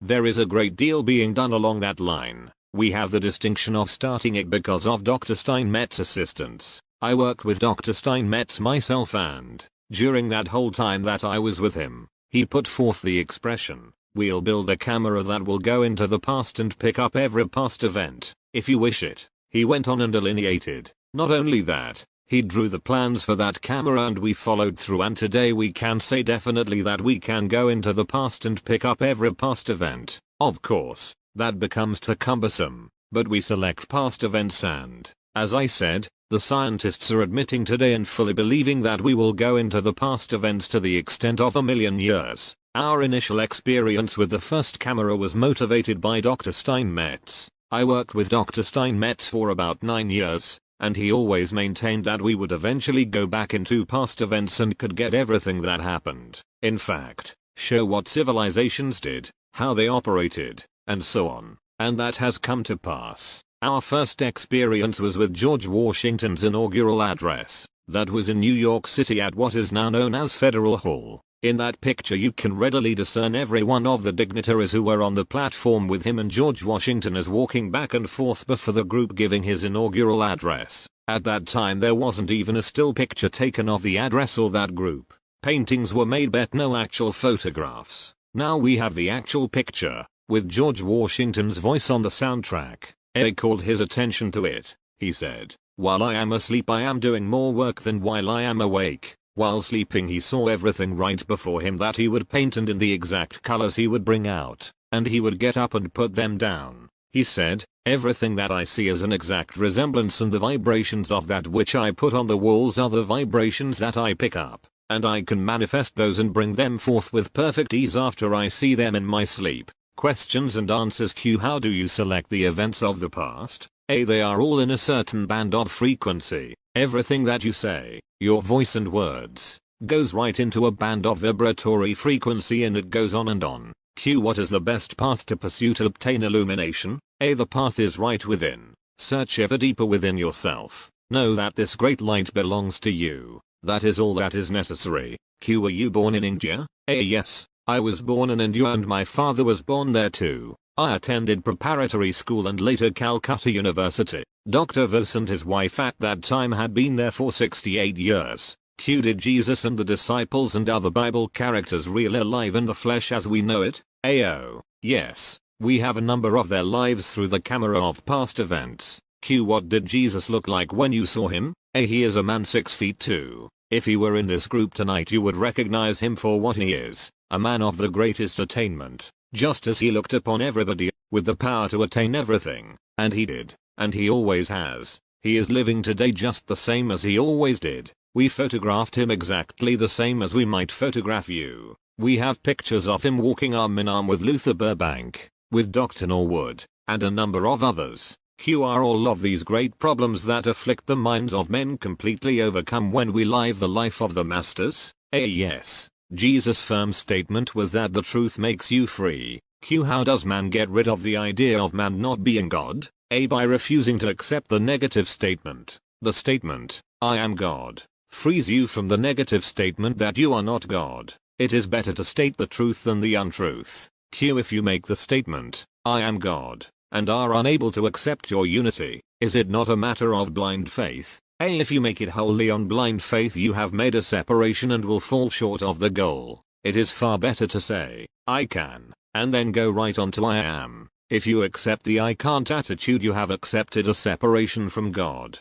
Q. If man is God and God is spirit, where did the material body originate? A. As a hypnotic influence in the mind of man. It has no basis in fact. Man brought the material into existence. The mortal body is an hypnotic body, and when man wakes from that state it will be to him as a nightmare. He wakes to dream no more. Chapter 2. Know thyself. Friends, we are going to take up here what has been shown and proved in over 60 years of research work. We have the scientific proof today that every function, everything in this whole universe is divine. Name that divinity what you will. The greatest name is the word God. Why? We can show you today that the word vibrates at the rate of 186 billion beats a second, and we know people capable of intoning that word. But the beauty of it is, the moment that you realize that vibration, you are that vibration every time. Now it is established in every form. It isn't just your form or the form of anybody else. It is established in everything, and, were it not for that divinity, we are proving today that we couldn't take a photograph. There wouldn't be a form in this room that we could photograph today if it were not for that divinity. Now we have absolute proof of that. Then why say that I am not divine? You just leave the not out of that and see what difference it will make. I am divine. And there's a truth about yourself. The untruth is, I am not divine. The truth is, I am divine. Complete the saying and carry right through. God I am. We make those statements for the reason that we know today. You have been told that, yes, but what someone else tells you, you may take with a grain of salt, or you may say, well, perhaps that person doesn't know. But today we know through experiment in photography and high magnification, and we can take any person and ask him to sit before this camera under high magnification, and it will show that divinity every time. Our bodies started from the one cell, and the multiplication of that cell built this body, and we can show, through high magnification today, that that light never ceases. It is transmitted from one cell to the other as this body is built up. It doesn't matter what you think about it or what you say about it. It is established in that vibratory frequency, and it never once said for a time that it was a fake because they claimed that we made it up in moving picture form. But it can now be shown with a regular moving picture mechanism. Then we went from that to the Sermon on the Mount. Now we know that Jesus, the man, was no different than we are. We have a complete history of that family's life for over 20,000 years, and know that it was a well-established family, that he was a man of great influence, a very definite character. He was a man 6 feet 2 and, standing in a crowd, you yourself would select him and say, there is a man who will accomplish, and he did accomplish. History is bearing those things out today, and we are going back to this drama and getting the absolute words. We are very much interested in his whole life, and we followed it through at great length. Not only that, but we have known the man for a number of years, and we know today that he never passed through death. Now Jesus of Nazareth never claimed for himself any more than what the ordinary person was capable of doing. That we know for certain. Not only that, he told us that death was overcome. The Sermon on the Mount has lived on and on as a spiritual masterpiece. People regard it as such today, more than ever before, and they are beginning to understand it and take it into their lives. We can show you in photography today that no one brought anything except the little boy with the 5 loaves and fishes. This isn't an allegory. If it were, we wouldn't find the boy there in that picture. Neither would we find the people there. All Jesus said was, sit down and prepare for the feast, and there was an abundance for all. Then again we have the instance where the disciple said to Jesus, Master, there is need for bread, yet it is 4 months to the harvest. His answer was, look upon the fields. They are already white to harvest, and they are, right in the picture. With those pictures we have been able to correct many mistakes that have been made. We worked for 8 years on the picture, the Sermon on the Mount, before we got the identity of the man, Jesus. We were always looking for man of the description that Da Vinci had painted. We had an interesting experience in this connection. 3 of us were in the Vatican, and we were talking with a very elderly cardinal who asked us how we were getting along with the picture, the Sermon on the Mount. He was quite interested in what we were doing and told us that we would get a lot of information if we would take his card and go to the Louvre in Paris and ask for a certain man and ask to see Da Vinci's letters. This was a new lead for us, and we were on our way to Paris immediately. We went directly to the Louvre upon arrival, where every courtesy was shown us. Leonardo da Vinci's letters are all there today, and this can be proved. We have always felt that Da Vinci's painting was a portrayal of Jesus as he saw him. It has been proved today, and we have Da Vinci's letters proving this, that he saw the Christ in the face of the model he chose to sit for the portrait. He said the man was young, engaged to be married, and there was a beautiful light in his eyes. Da Vinci interpreted it as the Christ and painted the portrait as such. This was during the Renaissance period, when long hair and a beard were the custom. We have never known Jesus to wear long hair and a beard, and in the robes. Maybe other people have, but there it is written out in Da Vinci's own hand. 2 years later the artist decided to paint a picture of Judas, the betrayer. He searched for nearly 2 years, looking for one he felt was despicable enough to portray the betrayer. Finally, one morning he was walking through the Apache Quarter in Paris, and here, in a little niche, all disheveled and in rags and down and out, was the man. He walked up to him and said, "I have painted the portrait of the Christ. Now I am looking for a man who will pose for me for the portrait of Judas, the betrayer." The man looked up and said, "Sir, I posed for the Christ for you." It was exactly the same man. Da Vinci goes right on to describe in his letters how, had that man never betrayed the Christ,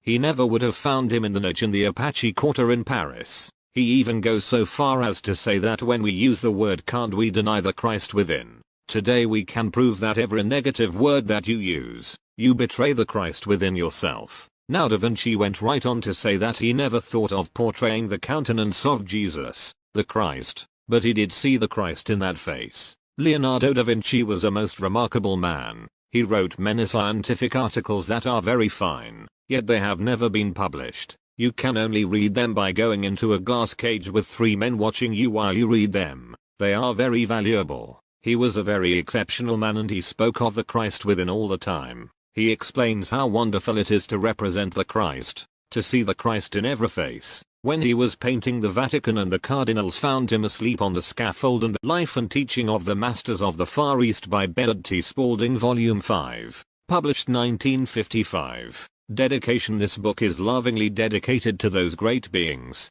our elder brothers, who, while having risen on a higher spiral, yet patiently lend their assistance to the humanity of Earth, ever pointing the way to truth, freedom, and the higher realms of consciousness and understanding. Editor's note: Bernard T. Spalding played a very important part in introducing to the Western world the knowledge that there are many masters or elder brothers who are assisting and guiding the destinies of mankind and the earth. The books, Life and Teachings of the Masters of the Far East, have been used and sold by many lecturers and teachers of truth during the past 30 years, in order that the knowledge contained therein might be broadcast to all corners of the earth. These channels were used by the elder brothers for the specific purpose of educating mankind that it might become aware of and turn its attention to these great laws of life. For, as Jesus said, "The things that I do ye too shall do, and still greater things shall ye do." John 14:12. Publishers note: both Mr. Spalding and Mr. DeVos, who knew Mr. Spalding personally,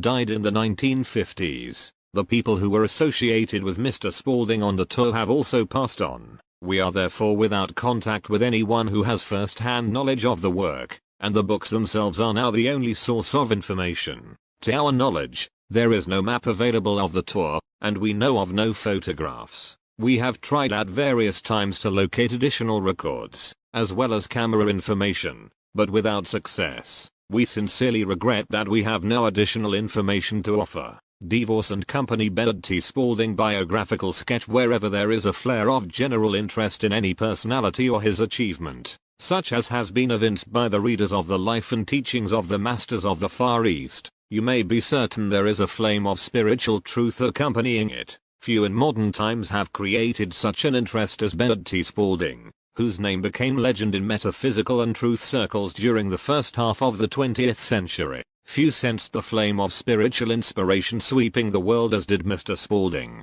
The nature of the man, the manner in which his message has been presented, and the message all bear living testimony to the truth of his words and the honor and sincerity of the man. The countless numbers of letters received through the years from all over the world bear testimony of the tremendous assistance from the message contained in his books, and such letters continue to pour in. Years after he passed over to the higher schoolroom, Bernard T. Spalding passed beyond the veil on the 18th of March, 1953, in Tempe, Arizona, at the age of 95. He was active in his mining interests right up to the end. Douglas K. DeVos probably knew Mr. Spalding as well as anyone, due to their many years of association, and we quote from his talk given at the Spalding Memorial Service in Tempe, Arizona, on the 22nd of March, 1953. Mr. Spalding was a very quiet, humble servant of all whom he met. He would never permit me, under any circumstances, in presenting him to audiences,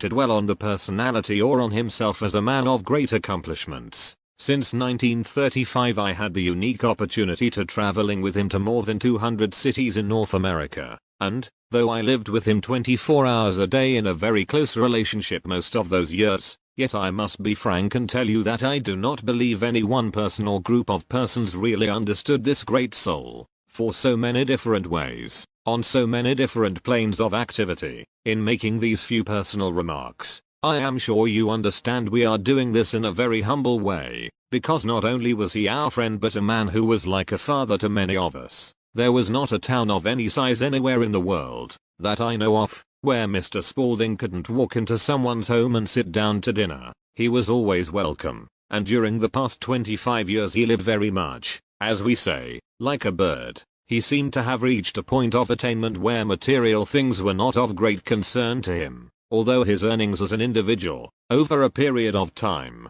were unknown to me and to all of us. Nevertheless, he passed on not as a rich man at all. His material possessions are few. The great heritage which he left us in the unique discoveries which he made regarding the teachings of Jesus. Mr. Spalding never wrote or lectured for financial profit or gain, and he was an open channel for any funds that came to him, distributing them immediately. We have no way of knowing the extent of his philanthropic enterprises because no one ever approached him who was in need of any material assistance that he didn't give them everything he had, and, consequently, he was always a very prosperous man. In fact, I know of no one who, in a way, was as rich as Mr. Spalding, and many of us envied his unique attainment which he had reached through his very exceptional understanding, and which undoubtedly came to him very early in life. It was about 65 years ago that he first made some of these discoveries regarding Jesus and the lives of the great masters. He walked and talked with great masters in the visible world,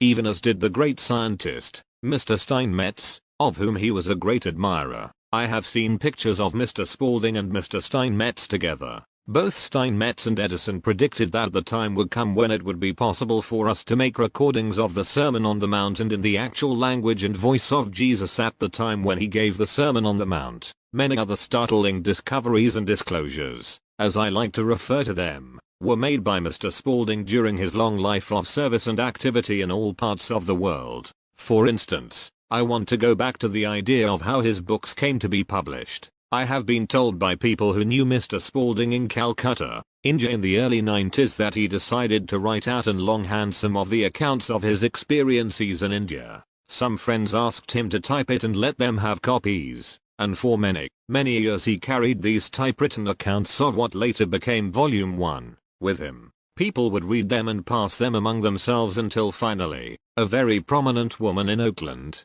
California, whose husband was the builder of the Oakland Municipal Railways, asked Mr. Spalding if he would have any objection to her having her printer, the California Press in San Francisco, print 1,000 copies of this work in an inexpensive paper binding. She wanted to give every one of her friends a copy of that book. Mr. Spalding gave his consent, and soon after this he left for England. The books were printed and passed among her friends, as a gift, within about 60 days. Phenomenally, as it seemed, more than 20,000 orders were received for copies of that book. When Mr. Spalding returned from England, of course he was astonished at the interest in his discoveries and experiences, so he permitted her to have the balance of the work published, which became known as Volume 2. Then there was a period of about 10 years that Mr. Spalding did not do any writing, but nearly every night he was a guest or visiting friends, and after dinner he would have a little question and answer period, and in that way he met a great many people. After his day's work was done as a research engineer, he would answer the many questions put to him at these little gatherings, and the word-of-mouth publicity spread very rapidly. But that work came to a halt during the period when Cecil B. DeMille was making the moving picture, The King of Kings. Mr. Spalding was engaged by Mr. DeMille as technical advisor on all the biblical work in that picture. My experience with Mr. Spalding started about 25 years ago. I was particularly interested in the books and their distribution throughout the world. At that time there was a great upward surge in new thought and spiritual reading and studying, and many people were very anxious to have Mr. Spalding complete another book. Finally, one of his very closest friends invited him to a country cabin where he could work without interruption, and Mr. Spalding completed in longhand what is now known as Volume 3. That book was published immediately. A rumor started spreading across the country that Mr. Spalding had passed on, so I suggested to Mr. Spalding that, since he was not sailing for India and a trip around the world until the 4th of October, that we go to New York together, stopping at some of the largest cities en route, and meet the many people who had been reading his books and disprove the false rumors being generated. Mr. Spaulding agreed that this would be a good idea if it would be accomplished in about 30 days. So, the latter part of August, 1935, we selected 30 of the largest cities and decided to make that tour in 30 days. I have a reason for telling this because, as many of you know, Mr. Spaulding, right up until just a few days ago, had almost unlimited energy in a physical form. He was never fatigued. He could go for maybe 2 or 3 weeks with only 3 or 4 hours sleep a night. He never claimed anything for himself. He never made any claims as to being a great healer or practitioner, seer, psychic, or anything of the sort, and I can assure you he did all of his writings just as you sit down and write a letter to someone. The material was never obtained through automatic writing, clairaudience or clairvoyance, or anything of that sort. It wasn't necessary because he knew these people